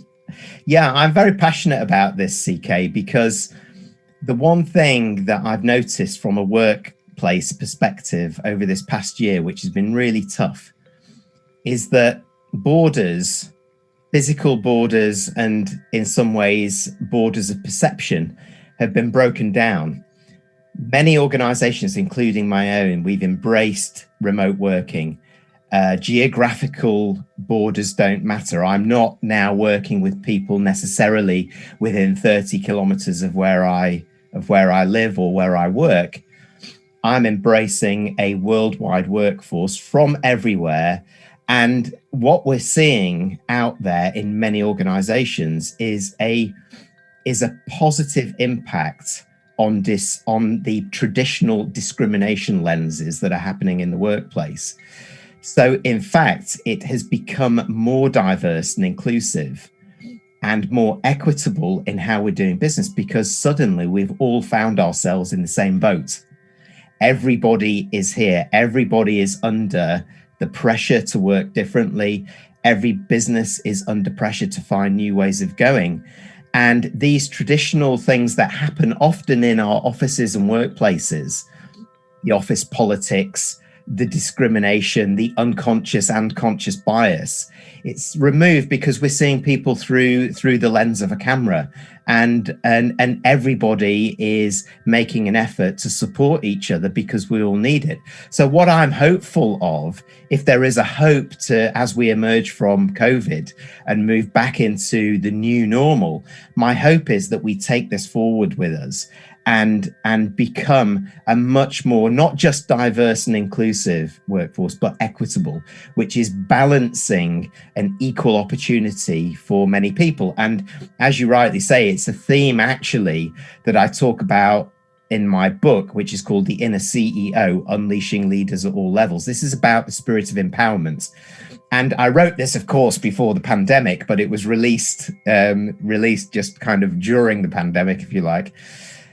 And it's really quite interesting because I was arguing for this, and I was arguing that in a diverse, inclusive, and equitable environment, the spirit of empowerment can truly flourish. And of course, we're seeing evidence for that already. So I like to claim that I'm ahead of the game on this one, CK, because it's something that I was very passionate about in the book, and something very important, I feel, for workplaces and organizations everywhere. Well, Jeremy, I think it looks like that you had forecasted, or and in the olden days, people used to say, "Hey, he has foretold the truth. What is going to happen." So, I think which chapter covers about this particular aspect? Well, yes, I'm indeed a seer of empowerment. In fact, I talk about this all the way through because I feel that we've been talking about leadership at all levels for over 100 years in many organizations. You know this. In all the organizations that we work with, we need to empower our people. We need you to take ownership for what you're doing. But the thing is, it's not equitable in many of our organizations. Many organizations talk a good game, but they don't put the things in place at organizational senior leadership level for it to flourish. That's what you need first. And then you need a safe environment for everybody, regardless of any diversity and inclusion lens that has got in the way in the past, to be able to step up in their role and actually do more, go beyond, because it's been proved that's what people are doing this year. Not only have we been trying to, master our job role in the virtual world, but We've been supporting others in doing more. We've been on project teams. We've been working closer with our teams, and these barriers are coming down. So across the book, actually, this is a theme that I come back to because it's just so important.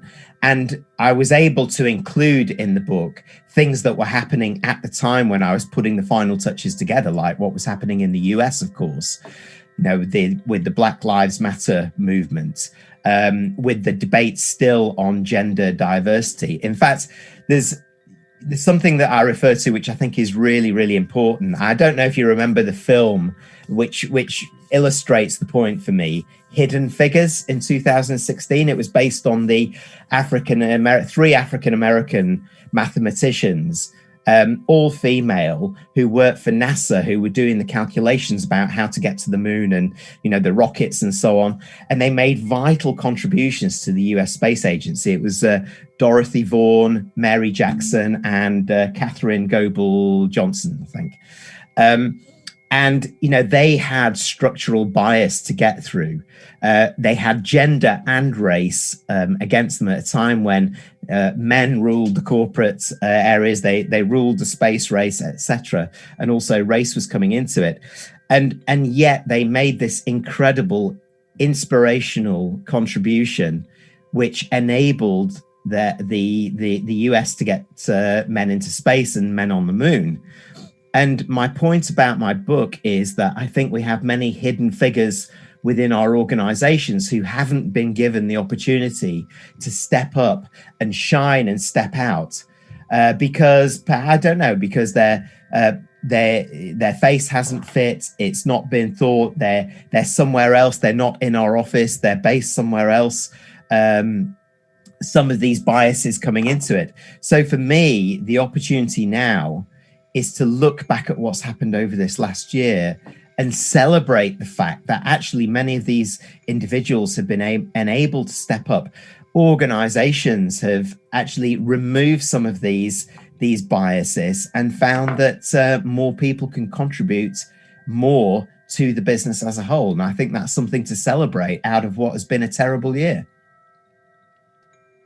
In fact, Jeremy, when you say like this, I think it makes a lot of sense. And, what is happening right now is that there are new leaders which are emerging. So whatever network you have built over last 20 years or 30 years, all these big wigs, their network has no meaning right now because somebody has to reinvent their network in the digital space. So they have to still go through the same process what a youngster would have to do right now. When youngster is out of the college, is making his network, the same challenge remains for big wigs at this point in time. So really this pandemic has brought equality among everyone, and it has broken down the country barrier. Like you and I are talking, we are like 7,000 miles away from each other, but we are talking and doing work.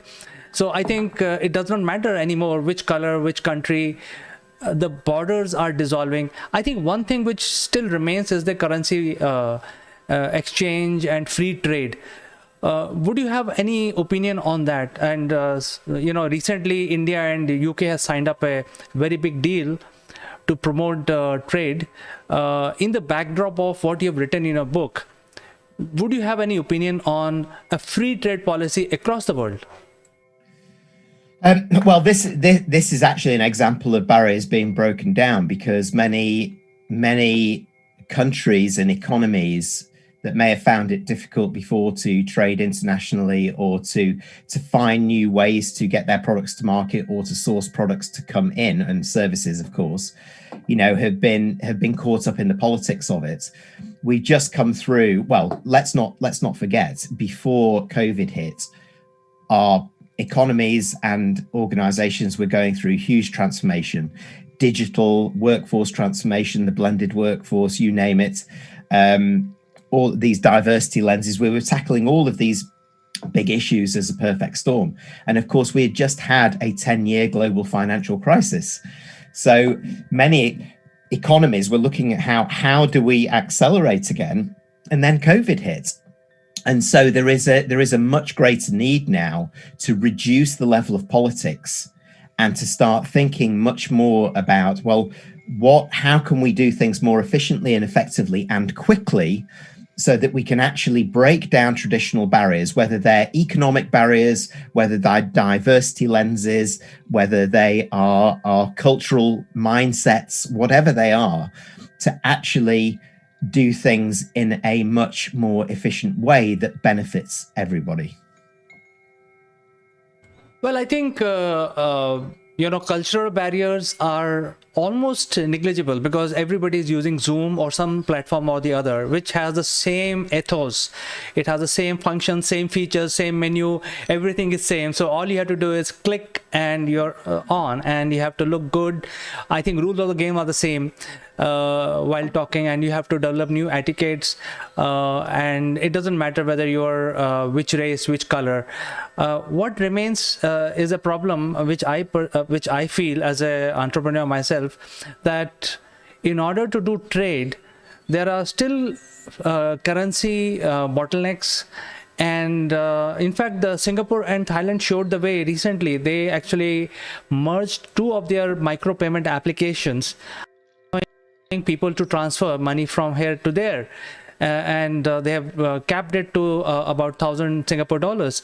So this is what we need as part of inclusion. So inclusion on the digital platform is happening. I think people are more and more used to it. There are many programs which are running, but I think the governments have to move forward now in a real sense to enable inclusions of businesses. Otherwise, large corporations will continue to rule the whole thing, and the SMEs and startups will lose out because they will not have mechanism to make the payment or collect the money. What is your opinion? Yeah. Well, I think this just goes back to actually the big discussion about a more diverse, equitable, inclusive approach to everything that we do. Not just the human touch, but to how we integrate digital, how we make it easy for people to transfer money. Let's say, for example, make it easy for all levels of society.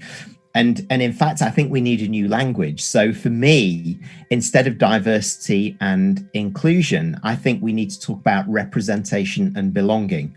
So we need a representation, and it's a mindset, this as much as a language. Representation. Are we representing everybody in the right way so that they can thrive in the workplace, so that they can do their transactions efficiently as other people can, who have, much more at their fingertips that they can, and they have much more of the luxury of being able to find different ways of doing it. Perhaps, representation of the poorer people in societies and some of the poorer economies and nations, to bring them up to a level more rapidly so that they can work with the rest of the world on a level playing field. So I think that's the first one. And then move away from an unequal society and look at a more equitable society. So, and that goes beyond transactions into resources. It's famine and feast, isn't it? And fundamentally,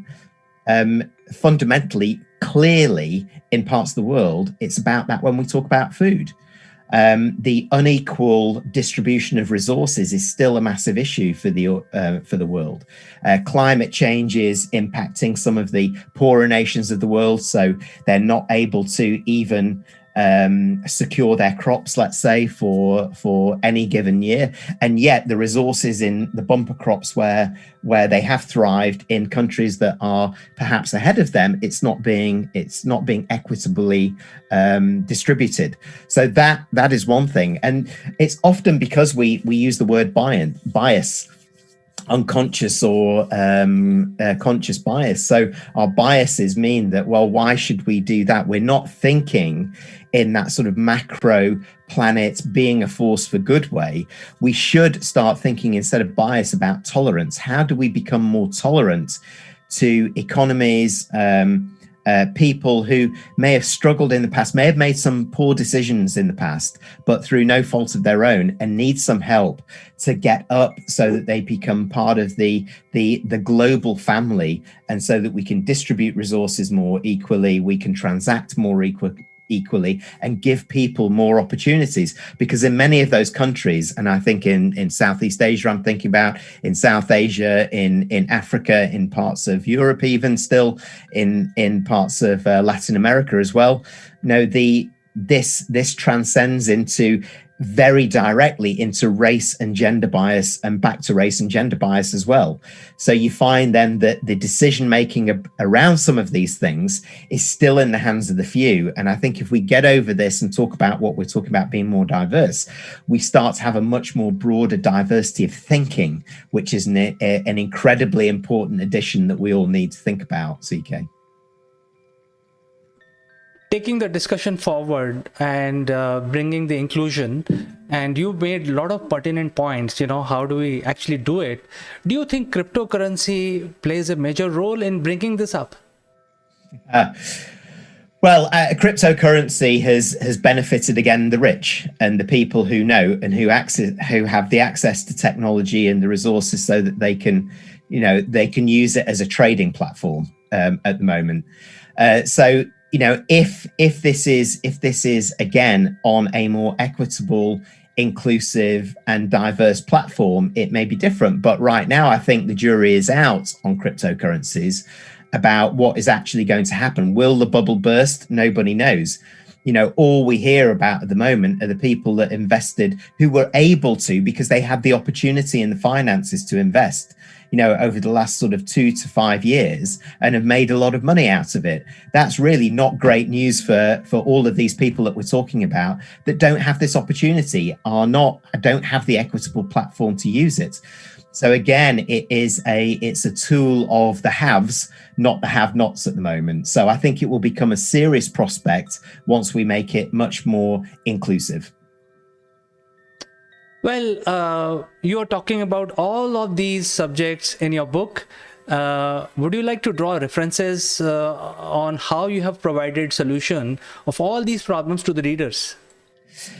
Yeah, well, I come back to the point about empowerment. If we take away some of these old lenses that we've got and we give people the opportunity to shine, to go beyond a job description, to be what we used to call them, a leader at their level, and to have ideas, to sponsor their ideas, to allow them to contribute more with different people across borders, taking down old barriers, then I think we will mine the diamonds within our own organizations and societies, because we're giving more people the opportunity to shine. The problem with talent strategies, so-called, and talent, is that it's with a capital T. That talent with a capital T is exclusive. It's for the few. In my book, I argue we should start talking about talent with a small t, which is a much more inclusive and broad approach to this, that should give, while we acknowledge that not everybody will be able to or would want to step up, it gives much more people the opportunity to show what they can do. And who knows what will happen? Who knows who will emerge and become the next big idea in the organization, will drive the next innovation, become the next leader at their level that brings other people with them. This is really the thread of my book, that we have these diamonds within the organizations, and there is no better time as we emerge from COVID to unleash the potential of the broader organization, not just in the hands of the few. Well, I think there is an English saying, and I cannot help mentioning that, I told you so, So I think yes, well, I like to think I go back to this. I was a bit of fortune telling here, but yes, yeah, thank you. Carry on. Well, I think all the viewers, you can read about inclusive workforce and much, much more in the Inner CEO book written by Mr. Jeremy Blaine. And it has become one of the bestseller right now, most sought after book, both on Amazon in soft as well as a paperback edition. So Jeremy, thank you so much for coming and talking to us about this very, very pertinent subject. It's a pleasure, and yes, it's available on Amazon. And the news today is that within the next 4 weeks, I'm going to release the audio book as well, and that will be on all platforms like Spotify, Deezer, Amazon, YouTube, all of those kind of things too. So yeah, plenty of different formats. But go and take a look. The Inner CEO: Unleashing Leaders at All Levels at your nearest Amazon store now. Thank you, CK. Wish you all the best, Jeremy, and I'm sure a lot of people will get this book, audiobook, or whatever form they want to access your intellectual property and learn about, what is going on, how the new decade will look like. I think it's very, very critical for everyone to read. So thank you so much once again for joining us in our show. We'll catch up in the next event. Thank you, CK. Bye-bye. We have some unique Akulmek memorabilia which will make you look outstanding. The graphics on these corporate gifts are based on the global best business practices. To become recipient of one of these gifts for free, you have to watch this video till the end and provide your valuable comments. Or you can also share your experiences. The person who makes the best comment would be chosen to become a recipient of these beautiful Akulmek gift, absolutely free, delivered to your doorsteps. The winner would also get a chance to be invited live as a distinguished panelist during our next video. What are you waiting for, friends? Please subscribe Akulmek and smash that like button.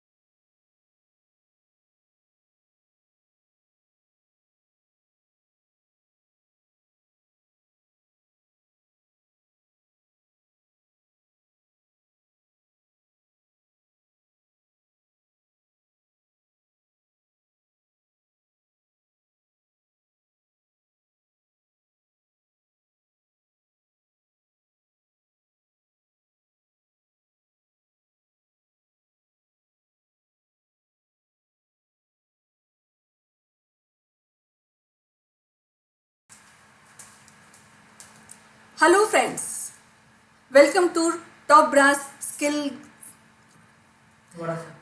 Hello friends, welcome to Top Brass Skills Gap discussion. I am Kanchan Verma. Today we have Dr. Bharat Bhushan Singh, who is the head director of. Welcome friends, I am Kanchan Verma. Final. Welcome friends. I'm Kanchan Verma From Akulmek. Welcome friends. Welcome friends. I'm Kanchan Verma from Akulmek Technologies. We are in the show, as you know, Top Brass Skill Development. Welcome friends. I'm Kanchan Verma from Akulmek Technologies. You all are. Welcome friends. I'm Kanchan Verma from Akulmek Technologies. You all are welcome to our show Skills Gap Discussion. ठीक है? Top Brass नहीं हुआ. How do you never? नहीं 4 sentence है तुम्हारे पास, तो दिमाग में होनी चाहिए. पढ़ के बोलोगे ना कभी. पढ़ के नहीं बोल रही. Hello friends, this is Kanchan Verma from Akulmek Technologies. Welcome to Top Brass Skill Gap Discussion. इतना बोलना है ना? हाँ बस. उसके बाद doctor Bharat Bhushan Singh. Hello friends, I'm Kanchan Verma from Akulmek Technologies. Welcome to Skills Gap Discussion. Brass. Hello friends, I'm Kanchan Verma from Akulmek Technologies. Welcome to Top Brass Skills Development. Hello friends, I'm Kanchan Verma from Akulmek Technologies. Welcome to Top Brass Skills Gap Discussion. Today we have Dr. Bharat Bhushan Singh, who is the director of Vishwani Institute of Management and System.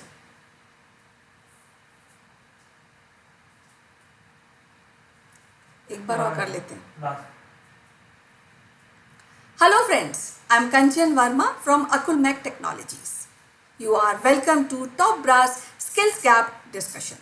Today we have Dr. Bharat Bhushan Singh, who is the director of one of the premium institute in Hyderabad. Hello friends, I'm Kanchan Verma from Akulmek Technologies.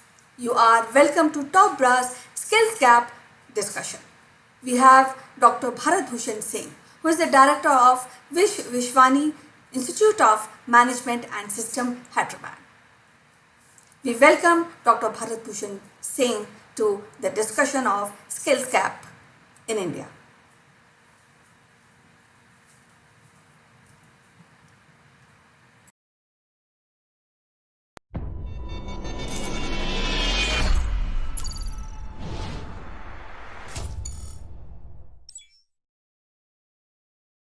Hello friends, welcome to Akulmek Live. I am Kanchan Verma, and you know today is Wednesday and today is a show about music. And today in this episode we are discussing about Rag Bihag. But before that I would like to remind you there's a free gift available only for you. Stick around to this wonderful episode till the end. We will guide you how to avail your free gift.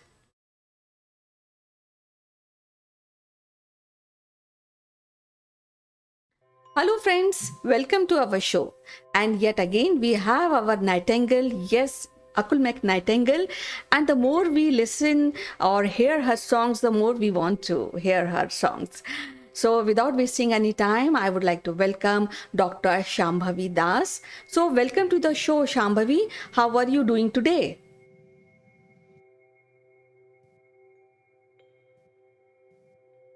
Namaste.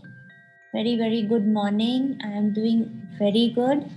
And thank you, Kanchanji, for inviting me yet again. Thanks for the comments. It's all our pleasure because every Wednesday we look forward to hear your songs. I mean, the songs, the way you tell us about ragas, the way you sing, and that becomes the whole day awesome. So today, Thank you. what raga we are discussing? So today we will be discussing Rag Bihag, as it is very good for insomnia, sleep. Now, since little bit things are getting better, so we will talk more about the relaxation. COVID stress has to be little reduced now. So we cannot say that no, stress is very natural in these days. So let's have some more relaxation. That's why I have chosen this rag, Bihag. Well, before we discuss the raga, let's hear some maybe a Bollywood or some popular song from you. Sure. So I would sing this rag Bihag only in the form of one very beautiful song.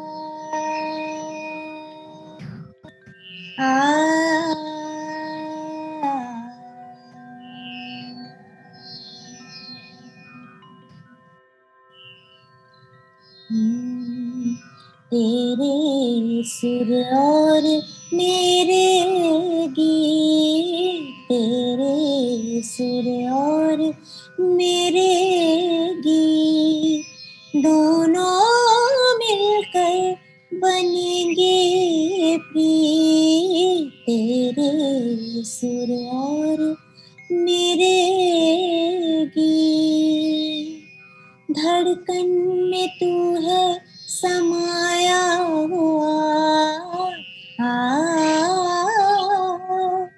ख्यालों में तू ही तो छाया हुआ,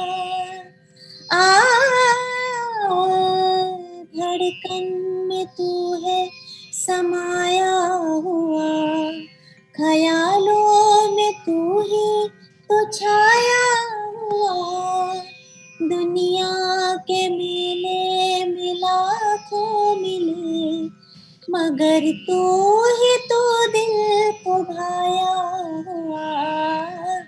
देखो हमारी होगी जी, दोनों मिलकर बनेगी ये प्रीत, तेरे सुर और मेरे गीत. Thank you so much. This is an old movie song from Rag Bihag. I don't know the movie, but it is purely Rag Bihag. And I teach a lot of students because this has a very good lyrics also. Tere sur aur mere geet. What is the exact time of really singing this raga, and what are the benefits of this raga? So this is normally an evening rag. During it is sung around like 6 to 10 p.m. Especially because it is the best why it is used is in therapy, how we use it because of insomnia, the sleeplessness. It is a very soothing rag, and on the purpose of like pleasantness also. Like some ragas are very dull, some ragas help in insomnia, but they are dull, so we cannot make everybody listen to it. This rag is so going and easy rag that everybody, even the kids, won't feel bored when they are made to listen to it or when they render it themselves. So it's not very dullish or something, because dull normally sleep is related to ki when when you listen to something dull, you get into sleep, you get sleepy. So this is the characteristics, that this is not a dull rag. Still it gives you that frequencies of notes that helps in the sleeplessness. What are this frequency of notes? It is very good on the gut, so it actually soothes the gut nerves. Secondly, nishad, that is the knee. Sagama pani. So knee is basically this point. Our pituitary gland is our nishad, that is the Brahmarandra, the Sahasrar chakra. So when it normally goes here, so this area gets soothed, and this down area, the back of the head, which is our amygdala. So normally stress and anxiety, that is related to amygdala. When it is said that when the amygdala, this part is enlarged, the people have more stress and anxiety. But through meditation, constant meditations, nad yoga, sound healing, that amygdala, the size decreases. The more it decreases, you are basically going towards the well-being. It is said so, and science speaks so. There are more areas which are related in the brain, which is related to stress, anxiety, sleeplessness, but this is one of the parts. So this basically these areas. So this rag helps in these areas and affects and it gives a very soothing time. Similarly, ra, Nisaga, it starts from the Nisaga. Ma pa ga ma ga ma pa so ma pa ga. So this area is thyroid. Ma pa, so it soothes the thyroid glands, because ma is this area. This is not a normal ma, it's a little higher ma which works on the thyroid glands. So when it soothes it, you normally have a very good de-stress sleep, productive sleep, dreamless as in we dream a lot. So basically that sleep is considered like for relaxation. It's not very, because sometimes you can have any dream, you might wake up. So you should have, for if you want relaxation, you should have sleep, the dreamless sleep. If you are a kid, if you are a young and you are ambitious, then it's good to dream more. So this is how it works.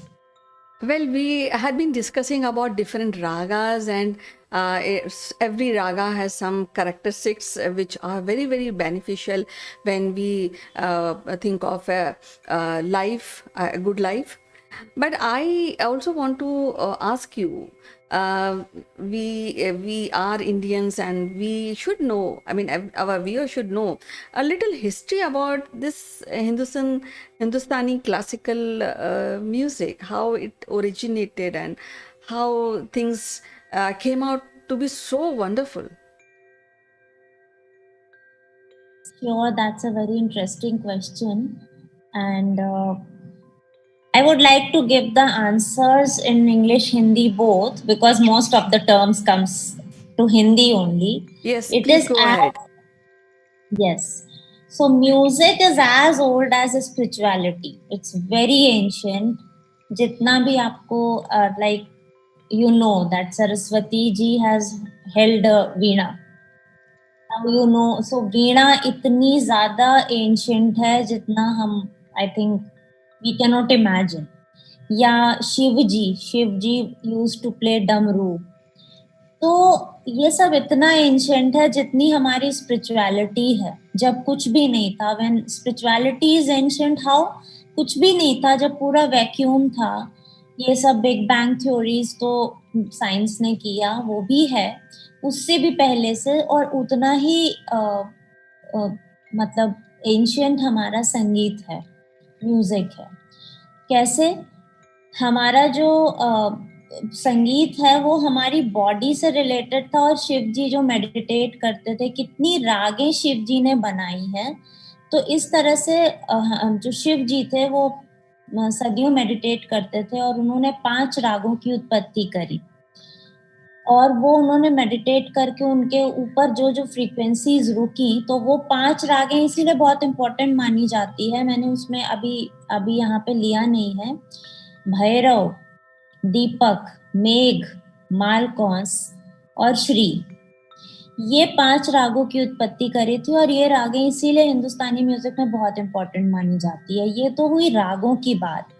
Music इतना important है और इतना ज्यादा ancient है. Music कैसे बना?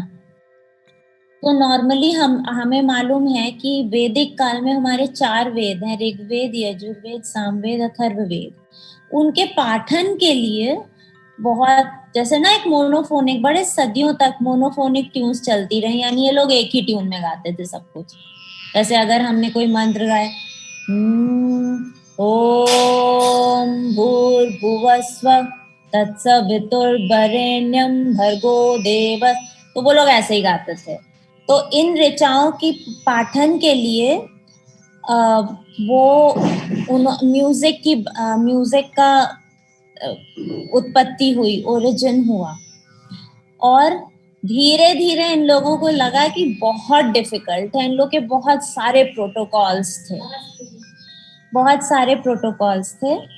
तो उसकी वजह से उन लोगों ने उसको ईज करना शुरू करा. क्योंकि ये जितने सेजेस थे या आदि योगी शिव जी थे, इन लोगों को तो रागों की जरूरत नहीं थी. ये लोग बिना राग के उन फ्रीक्वेंसीज पे मेडिटेट करके पहुंचते थे. सारे चक्रास की फ्रीक्वेंसीज जानते थे, सब जानते थे. लेकिन रूल्स के मुताबिक इन्होंने क्या किया कि उसको इजी करने की कोशिश करी. तो ये जो राग और सुर, सप्त स्वराज जो हम बातें करते हैं, वो एक्चुअली इजी फॉर्म है ऋचाओं के पाठन के लिए. तो उस समय music was not a source of entertainment, it was a source of worshipping of God. Total that was the only purpose उस समय. लेकिन जब लगा बहुत कठिन हो रहा है, बिल्कुल ऋचाएं एकदम कट टू कट गाते थे, इट वाज टोटली स्टॉन्च, तो 2 पार्ट्स में भी बन गए. जैसे कुछ इंटेलिजेंट लोगों के लिए जो कि worshipping of God, and second is, तो इट वाज लाइक मार्गी संगीत, देसी संगीत. तो यानी पहले worshipping of God, and for the आम लोग, for the common masses, they categorised into देसी संगीत, that is the common music. तो कॉमन म्यूजिक में फोक आ गया, ये सब आ गया. तो क्या हुआ कि जब उसको 2 में कैटेगराइज किया, तब हमारा राग भी बना, और भी चीजें बनी. राग के साथ साथ फोक म्यूजिक बना. तो राग संगीत, फोक म्यूजिक, वो आजकल आते आते आते आते वो भी बहुत शॉर्टकट हुआ, बहुत कुछ हुआ जो हम गाते हैं वो हम लोग कल्पना भी नहीं कर सकते कि it was so difficult. So this rag is the basically it is the standardization of music कि लोगों को समझ में आए कि एक्चुअली ये सब है क्या. तो इसलिए हर हर म्यूजिक को जब स्ट्रक्चराइज करना, जब थ्योरी में लाना पड़ता है तो मुश्किल होता है, इसलिए आपको स्टैंडर्ड लाना पड़ेगा. राग, स्वर, लय, ताल, these are just a standardization of music. Well, quite interesting, and it was kind of a knowledge for our viewers. Now, see, there are India is having versatile culture and versatile music. Even if you look into the folk music, there are different varieties. So, at this point of time, I would like to ask you that. Parents generally when they want their children to learn, so they say that Hindustani music or Carnatic music. So what is the difference between these two music? I'm sure there are many more streams of music, but today we'll be discussing these two. Sure, that's a very good question क्योंकि हाँ, this normally they have a little question. For me, both have their own. It's just a style difference. कि normally we like theoretically I can explain, practically I can explain, but as like you might not understand, but it's just a style difference. And South Indian music has the Carnatic music is not very much modified. Since Dravidian period, it is going on.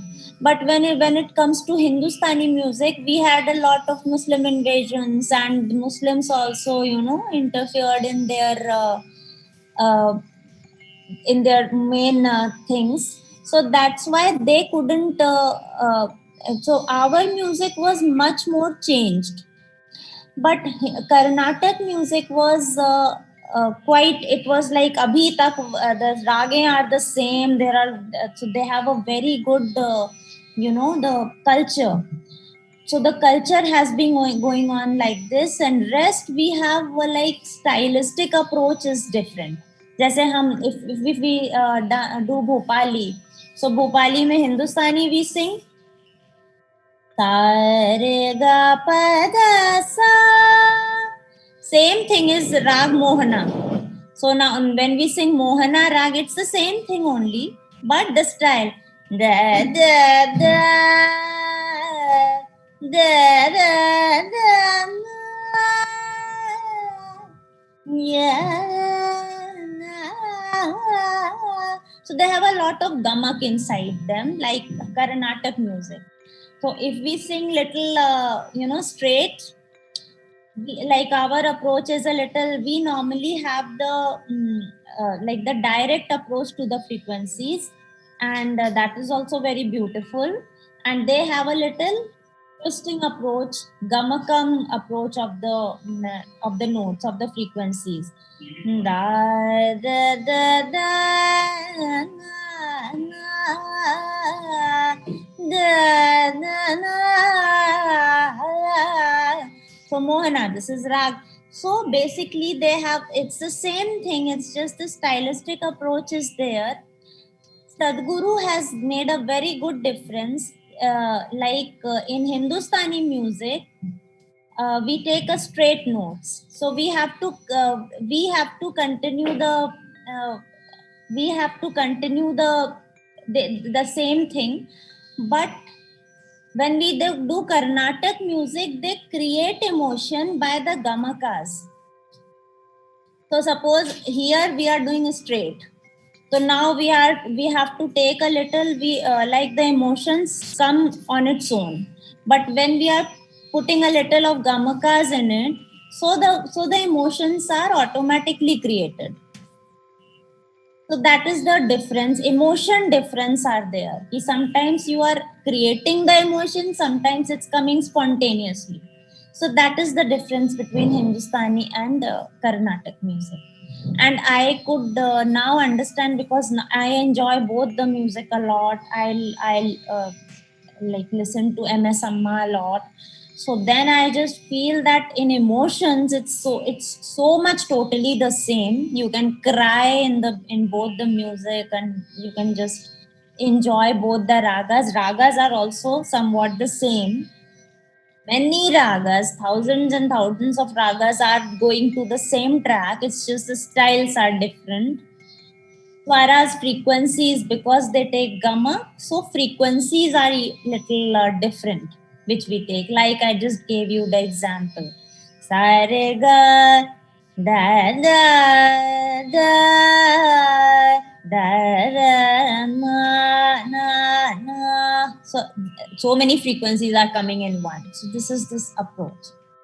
Well, quite impressive, and I think we'll be discussing this aspect of the music in maybe in coming episodes. Now, I would like to come back to the today's raga, and we would like to understand. Maybe I would like to hear a few songs before we end this episode. Yes, so this is my favorite song in Rag Bihag. So first I'll sing the song. It's a Bollywood one. ये लाल इश्क ये मलाल इश्क ये ऐब इश्क ये बैर इश्क. It's from the movie Ramlila, I think. A very recent movie. ये लाल इश्क ये मलाल इश्क ये ऐब इश्क ये बैर इश्क तुझे संग बैर लगाया सा तुझे संग बैर लगाया हुआ ना मैं फिर अपने जैसा तेरा नाम इश्क मेरा नाम इश्क तेरा तेरा नाम मेरा नाम तेरा नाम इश्क ये लाल इश्क ये मलाल इश्क ये ऐब इश्क ये बैर. So this is Rag Bihag. Not fully, obviously this is a recent song, so there's a lot of mixturity in it, but the bass is yes, and it's a very so I just wanted to introduce the new song, although there are many songs, and the theory of Rag Bihag is sa ni sa ga ma pa ni sa. It has all the Shuddha Swar Saptaks are there.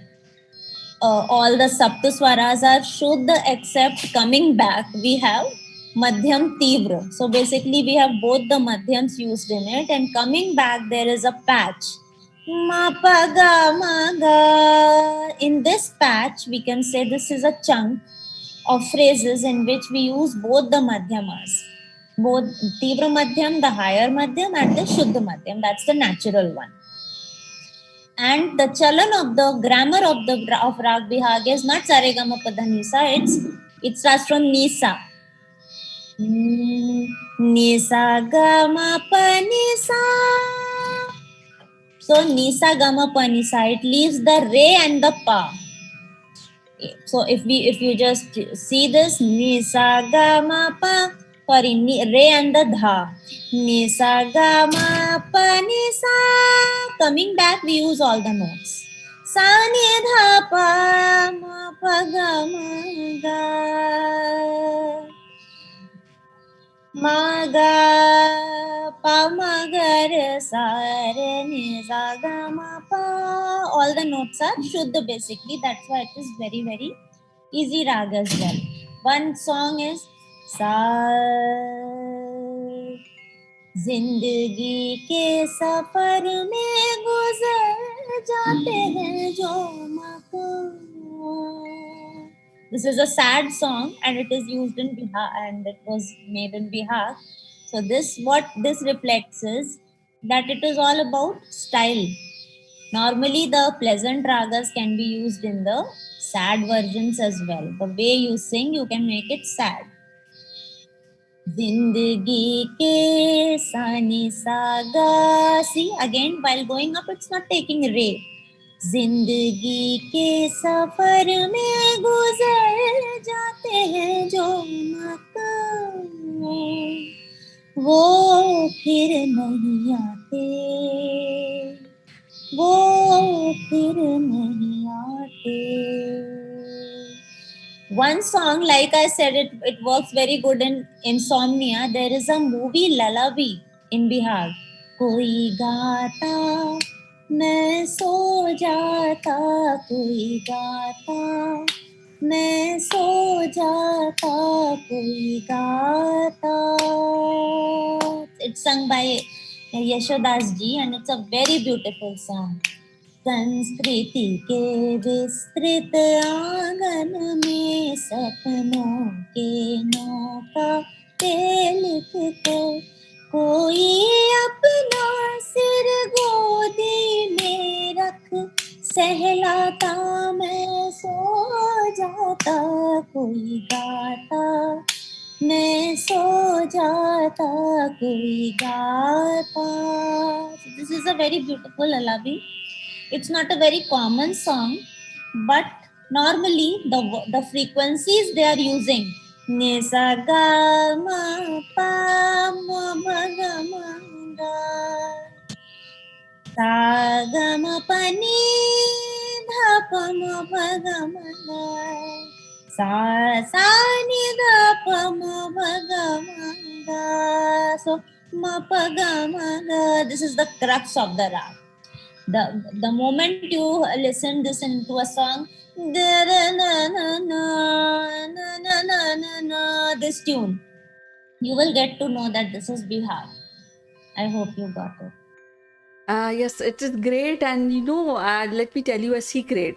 Every Wednesday, me, our staff look forward to meet you and to hear your songs. So as usual, it is so wonderful to discuss the ragas and other crucial things about music. We'll meet again next Wednesday. Till then, please take care and thank you that you are promoting music and music therapy at the same time. It's really nice and I'm glad that I'm able to share. Thank you so much. Thank you so Thanks. much. Have a great day. Bye. We have some unique Akulmek memorabilia which will make you look outstanding. The graphics on these corporate gifts are based on the global best business practices. To become recipient of one of these gifts for free, you have to watch this video till the end and provide your valuable comments. Or you can also share your experiences. The person who makes the best comment would be chosen to become a recipient of this beautiful Akulmek gift, absolutely free, delivered to your doorsteps. The winner would also get a chance to be invited live as a distinguished panelist during our next video. What are you waiting for, friends? Please subscribe Akulmek and smash that like button.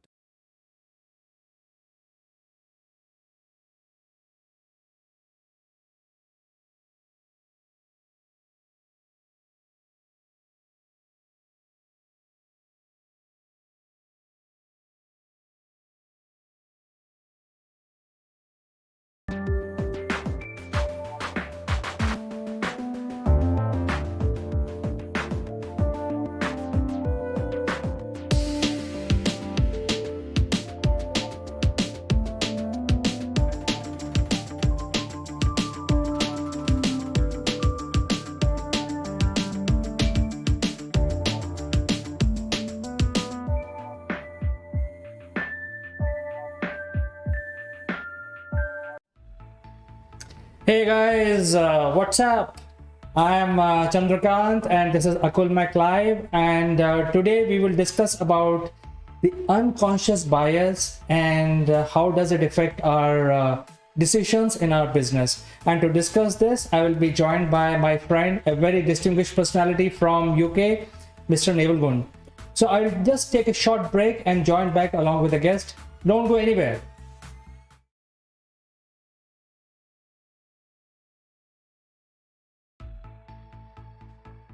Good morning, Neville.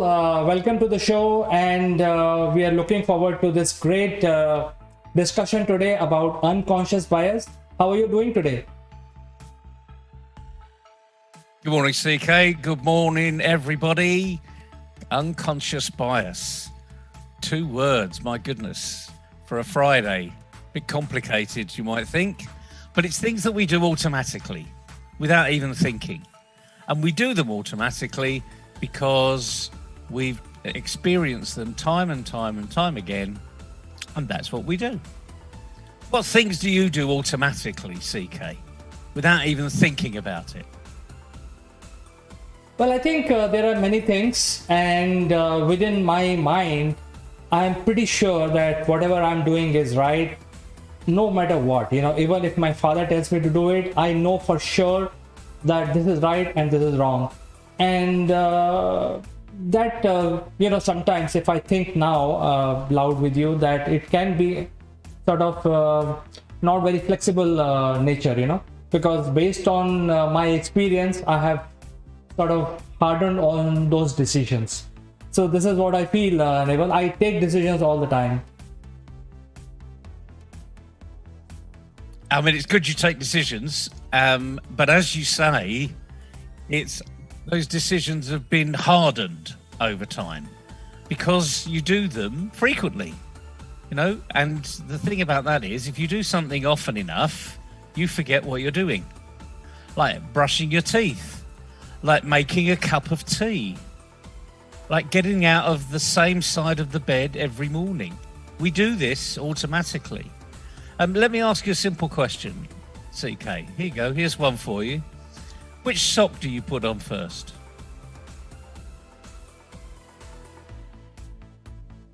Well, that's a good question. Now, if you, I have to think about it, Neville, because suddenly I'm blank. Nothing is coming to my mind.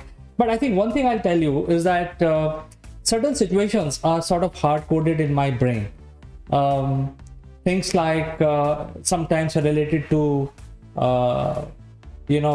people, sometimes it is related to countries, sometimes it is related to religion, but those things are sort of hard-coded within me, and I think some of the decisions are driven from there, and I have no I'm not shying away by admitting that there are some decisions that I take are driven from these biases that I have. You're absolutely right, CK. And sorry for putting you on the spot again. But when you wake up tomorrow morning, consciously think about which sock you're going to put on first, and then you'll find out. But is that important? No, it's not really. It's irrelevant. You're just putting one sock on after the other. Does it make any difference whether you're putting the left on first or the right on first? Probably not. Frankly, it's just a futile exercise, but it explains exactly what we're talking about here. And you've hit the nail on the head. Biases. Even having a positive bias could be just as negative as having a negative bias if we're not careful. And let's just focus on networking, because this is a huge subject. But let's imagine now we're walking into a networking arena, and there's lots of people in there, and there's someone you've never met before. But you look at them and you think, I don't like that person. You've never met them, but your unconscious bias has taken over. And you will go and avoid talking with that person. And it's as simple as that. Have you ever experienced that in your... I've experienced that in my life, frankly, until I realised what was happening. Have you ever experienced that, or you seen it happen, CK? Absolutely, Neville. It happens all the time, especially when you're traveling and then you are very cautious. When you're out of your comfort zone, out of your home, and you're traveling somewhere, you're obviously very conscious because you're not aware of the surroundings and you're not very free and you're observing everything. And in that scenario, you will see some people whom you don't like just because you don't like them. So I think there is a bias right away because you just don't like them. That's it. So it happens all the time, Neville. Yeah, you're absolutely right. Just because you don't like them, you've programmed yourself not to like that type of person. And let's look at the consequences of veering away from that type of person. You could miss a really good conversation with someone who's got a huge amount of experience in a place where you want to go as an organization. They may just be that person that is going to make a difference in your world.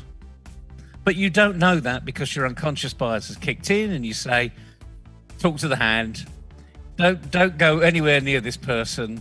You know, if they come towards you, turn away and go and talk to somebody else. And these are things we do automatically. And just imagine that happens.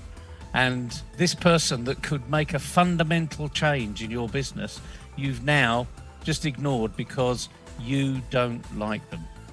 Now, that's the worst form of unconscious bias. That's really going to limit your capability because in essence, it's a limiting belief and you need to push that limiting belief to one side. This has happened to me in the past. I can't remember, I'd have to go back some time to remember the last time it happened, but it definitely happened to me. Now let's look at a different consequence. I'm going to look at the antithesis of it. Okay. So in the first example, we were talking about somebody you look at that you really don't like. There's something just not right about that person and they fit into this part of, I don't want to talk to them. I don't like them. They're not very nice. Now let's flip the coin. What about the other bias? About a characteristic you see in somebody. So for instance, exactly the same room, and you look across the room, there's someone new there and they smile at you. And you think, oh, they're smiling at me. That seems like a nice person. Have you ever been there, CK? Well, Naval, let me share something which is happening very frequently for past 1 year because a lot of people are now digitally connected. I have a bias. First of all, let me admit that before I start sharing my experience, there is the bias in me. Now, if somebody, some guy, some man appreciates my photograph and makes a heart around it, I automatically generates a bias. You know what I'm talking about. So I think to answer your question, I'm giving a real-time scenario which is happening so frequently past 1 year where people are sending you heart and the other person is supposed to be a man and there is a bias in me. I immediately shut off on that conversation. Yeah, it's common. I mean, the thing is, it's you. I'm not going to be able to change you. But like anything else, we have all these Facebook, Twitter, LinkedIn, any of these platforms now where you can change the heart emoji to just like, thumbs up or a gift or a thank you or something else. So the platforms have listened to you, CK. But the interesting thing is not a lot of people know that if they hover over these things that they can change the emoji. So there's a little bit of an insight. But the thing is, just like the unconscious bias, which is very negative, you've created another unconscious bias, which is incredibly negative, just as negative, by someone smiling at you. Smiling is a universal language, and we all adapt positively to a smile. I mean, that's psychologically proven. When someone smiles at you, you smile back. You're a very rough individual if you don't smile back. You've trained yourself not to smile, which you're a sad person as far as I'm concerned, because we should all smile and laugh. It takes fewer muscles to smile on your face than it does to frown, by the way. There's another throwaway. But we're talking about business now, and you've seen a characteristic in somebody that you like, and you flock to them. And the problem with that is it takes away all of the other characteristics that you're looking for. So just because this person has smiled at you or they've written an article and you see this person, you think, oh, they wrote a fantastic article. It may not have been them that wrote it. Someone else may have written it for them and they just put their name to it. But the point is, there's something that kicks inside that says, that's a smart person, I want to talk to them. And it could be a complete and utter waste of time. And that's why the unconscious bias in that arena, seeing something really positive out there that you relate to in your past, because that's what bias is. You're relating to something that you've seen before, and the more you see it, the more you relate to it, unless you fight it. And today's program, I suppose, in some respects, is having the mechanisms to fight your unconscious bias, because you could be missing out on opportunities. As we said in the preview to the program, it could be your biggest ally or your biggest enemy. So, biggest ally or biggest enemy, CK? Which one do you think it is with you? Well, I think it's my biggest enemy, and let me narrate another incident which happens very often. And that is, if you're sitting in a meeting room and you come across a presenter who is starting to give presentation. It's a very normal occurrence. It happens with everybody. It happens with me. And now, since I'm talking to you, I'm opening myself and telling you what I've experienced. So now he'll start from acknowledgement, blah, blah, blah. This is what I am. This is about my company. The A, B, C, D. It goes like a very, very, methodical flow. And for me, it's very boring. My mind is already telling me, hey, I've seen these presentations 1,000 times, maybe million times. Come to the point straight away. So that straight away is a bias. When I think of it, it's a bias. I don't want to listen to his background and his company profile. I'm too eager to jump to what is the context. And that could be a bias within me. You're absolutely right, CK. And the interesting thing is, as your mind is thinking, get to the point, I've heard this before, you're shutting down. You're not listening to what that person's saying, because you're in your brain, there's someone going, boring, oh, get to the point, yawn. And the thing is, I can see you smiling, and the point is, we all do it. It is probably one of the worst things you could do. But we're humans and we've got unconscious bias. So there are ways we can get around this. We can shut down our unconscious bias by firstly recognizing we have a bias. 100% of what we've got to move to is 95% is being aware of what you actually do. And the other 5% is then easy, because you've done the other thing many times before.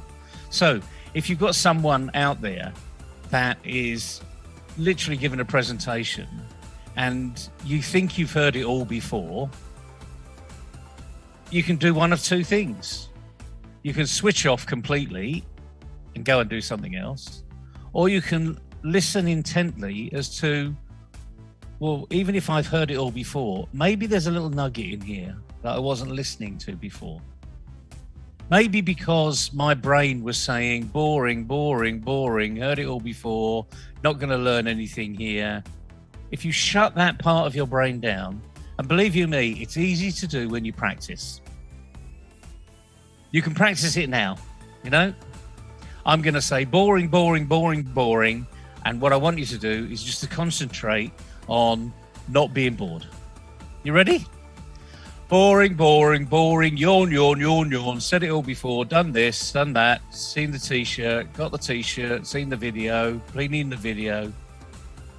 Now, that's all boring stuff, wasn't it? Okay? But if you can actively practice on just listening through it and saying there's going to be something that's going to be important here in a minute, we'll find out what's going on. Now, the interesting thing is, if someone has locked on to that part of this discussion, they may have woken up thinking, what's he on about? What's he saying that for? And that's what we want to be doing. We want to be engaging our thinking brain. And it's as simple as that. We just need to think about what's happening. Have I heard that? Yes. Is it important? Yes, maybe no. Park it. Move on. Keep thinking. We can multitask. Even men can multitask, by the way. It's a myth that men can't multitask.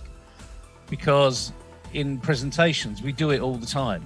We think about what we're going to have for dinner because we're bored, and yet we're still listening because we can't shut our ears off. And it is funny, CK. It is funny, and that's the interesting part about this. You can have fun doing this. Do you remember the days of the bingo card in businesses where there were, 9 sayings or 9 words that someone always says, and then you're actually going to, in a meeting, you're sort of ticking off how many times they've said, this company is futuristic. Oh yeah, another futuristic. We're engaging in our people. Engaging, but that's another one. And we used to play BS bingo, bullshit bingo, we used to call it, because that's what was coming out of the person's mouth. They were just literally repeating something time and time and time again because they liked the sound of their own voice. And the thing is, that's where we've got to get away from. We've got to actually see people for who they are, not who we think they are.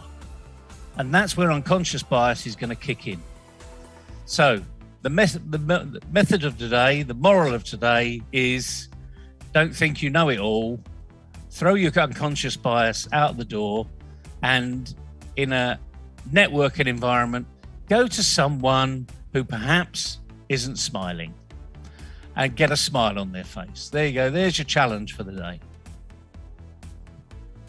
Well, it's easier said than done, Neville, because it's an accumulated thing. It could be valuable sometimes. It may not be relevant.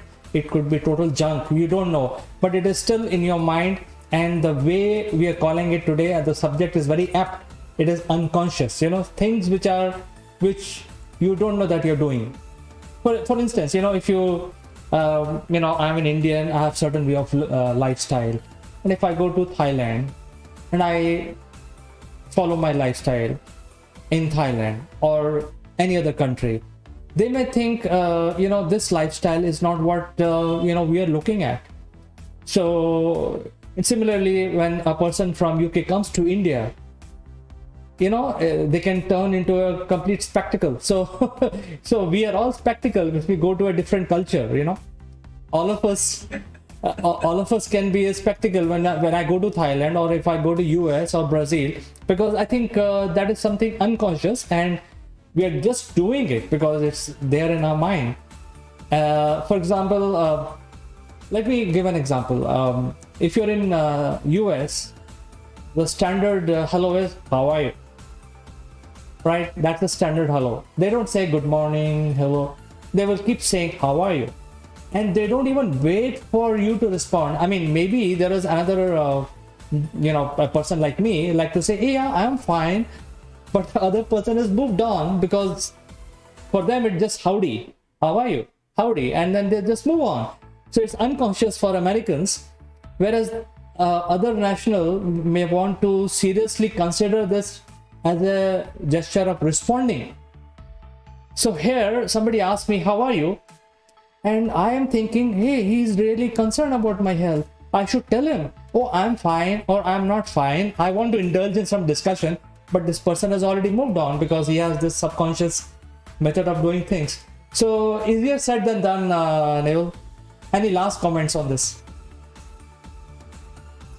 You're right, it's easier said than done, but you've got to start. I mean, it's as simple as that. You need to, the first thing is be aware.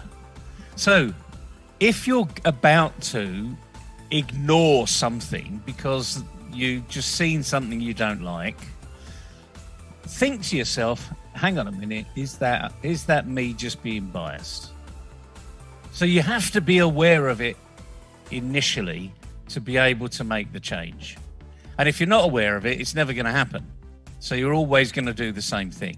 Let's look at doing something simple, okay? Because this is about having a habit, okay? Well, let's see how quickly you can break that habit. I wear a wristwatch, and I wear it on my left hand all the time. I never take it off. So here's something everybody could do.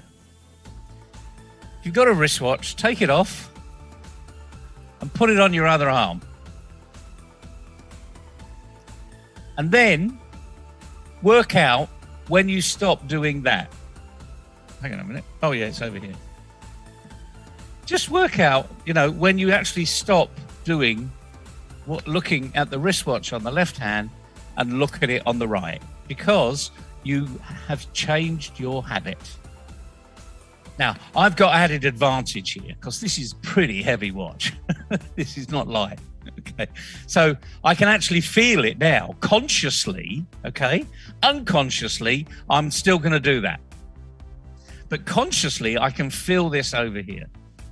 And the interesting thing is, it won't take you very long. Forget about 21 days to change a habit. It might take you a few hours. It might take you a couple of days. But it will certainly be less than a week, because you're going to be now more aware of it. You're going to say, oh, that's pretty stupid. It's over this side. And you can say that to yourself, okay, because no one wants to be stupid. Okay, no one wants to stick out. But the thing is, only you will know. No one else will know. Especially if you're in an open environment. If you go like that and then go like that, no one's going to even notice. Okay, so that's one little exercise you can do that will see if you can change a habit, and then you can say, actually, it's pretty easy to do. So once you practice one thing, you can go and practice something else. But it is a limiting factor in your personal and business development. And that's really the message of today. Unconscious bias could really negatively affect your business and your business growth. And here's the knock on here. Let's just say that person is a dignitary, very quiet individual, doesn't smile much because it's just not, they're shy. It's not their persona. Okay? They're the ones that got the problem, not you. And if you were to go over to them and have a nice, friendly chat, they could be friends for life. And they could open doors for you, even just personally, just to make you feel brilliant, make you feel good, make you feel part of that person's network. But you'll miss that opportunity because of your unconscious bias. So there is a moral here, particularly in the business world. Put your unconscious bias to one side and get on with it. Because if you don't, you're missing an opportunity. Who knows where that opportunity will take you?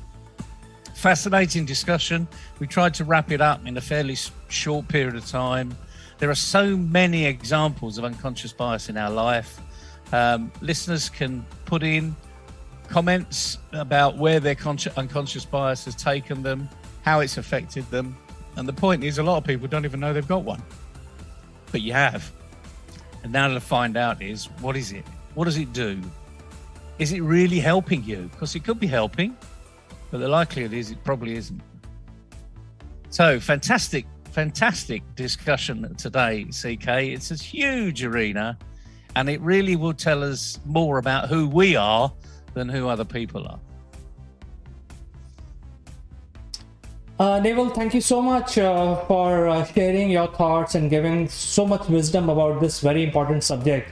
I think the message is your subconscious bias can make you a successful person in life, but the same subconscious bias can also make you a failure. It depends on the situation. So I think it is important for all of us to understand what is our unconscious bias. So I think we should spend some time understanding our personality. And I think we are running a series. If you have an opinion, you can share with us and we can come back on the same subject, because this is a very big subject. we cannot finish off in 30 minutes. So if you write to us, we can bring that particular subconscious bias as a discussion point in future. Naval, thank you so much, and I will catch up with you next week, same time. You have a nice weekend.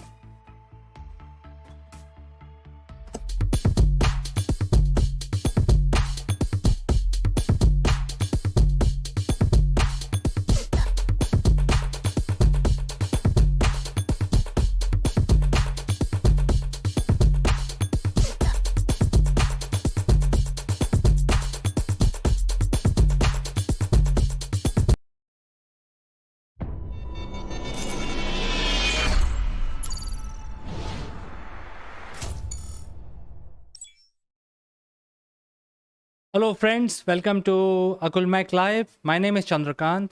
Today we would like to discuss about how countries can, resolve their issues and become, instead of becoming unilateral, can become multilateral.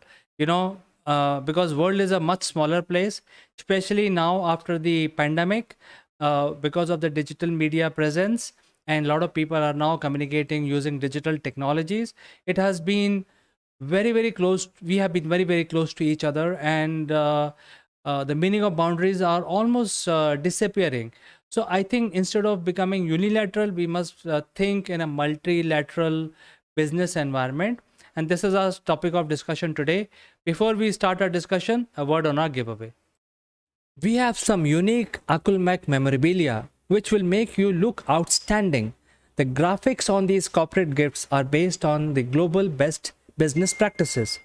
To become recipient of one of these gifts for free, you have to watch this video till the end and provide your valuable comments. Or you can also share your experiences. The person who makes the best comment would be chosen to become a recipient of this beautiful Akulmak gift, absolutely free, delivered to your doorsteps. The winner would also get a chance to be invited live as a distinguished panelist during our next video. What are you waiting for, friends? Please subscribe Akulmak and smash that like button. Now let's get back to our discussion.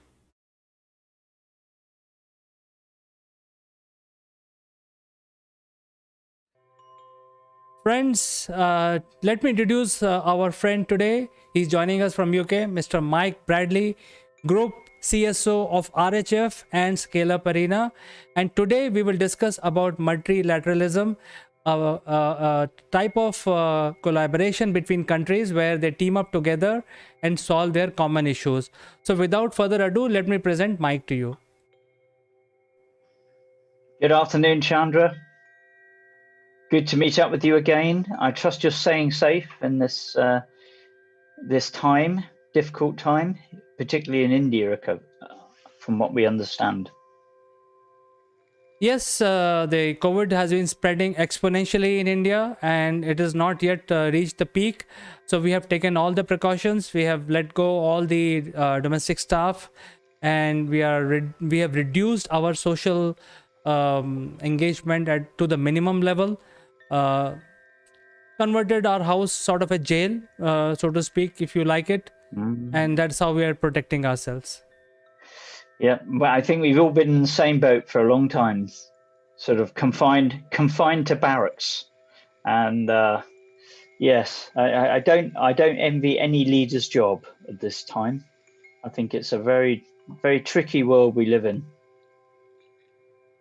That's right. So, but the problem in India is basically mutant, which has been found, and it is basically infecting people and making them sick, which are below 40.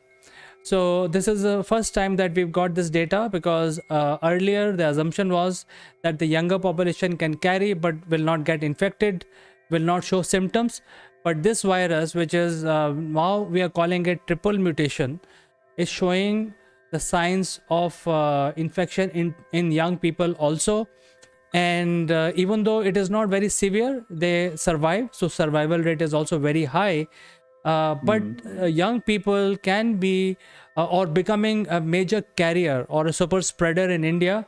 Because of that, a lot of deaths have happened.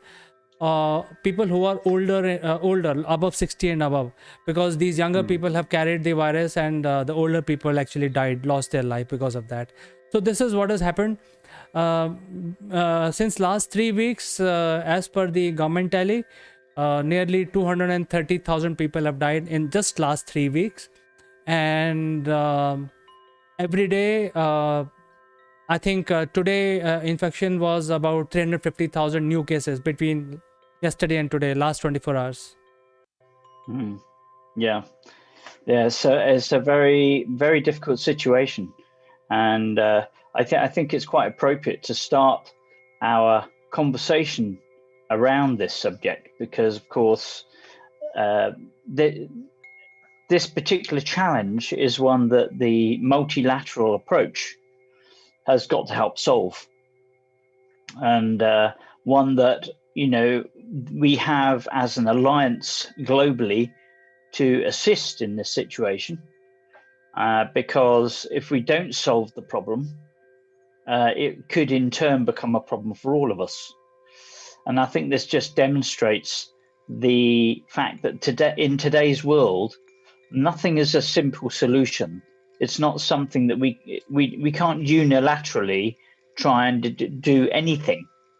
And so we need to recognize that just about every global challenge, be it economic, environmental, social, health, there is an international component to it. And the approach we take to solving that challenge is going to determine the effectiveness of the overall solution. So I believe that nothing demonstrates the need for a multilateral approach, a multilateralism, more than the current crisis. Well, Mike, you are absolutely right, because when the Europe and Americas and Brazil were under a lot of stress because of the cases which they were showing a couple of months back, India actually stepped out and helped them out by giving free medicines, etc. Where whoever needed it, it's all free, and in fact, all the neighbors got multiple vials of free medicines. So India really stepped up their production facility and gave free medicines and whatever support they could do. And I think now the world is helping India by doing whatever they can, because India needs a lot of help at this point in time. And doctors are saying that the peak will happen after 3 weeks from now. So we have not yet seen the peak. So we don't know what will happen in the next 3 weeks. So a lot of help is required in terms of medical aid, I'm sure.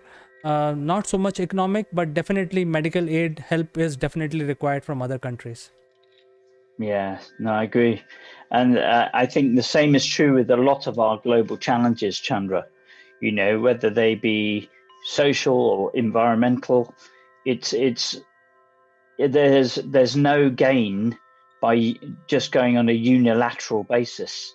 These big subjects like how we say, stop climate change, get control of the environment, optimize the environment for now and for the future, is not something we can do as an independent group, because one country in and of itself, even of the magnitude of India and China, even if both India and China had the same environmental climate goal challenges and approach, there would still be over half the rest of the world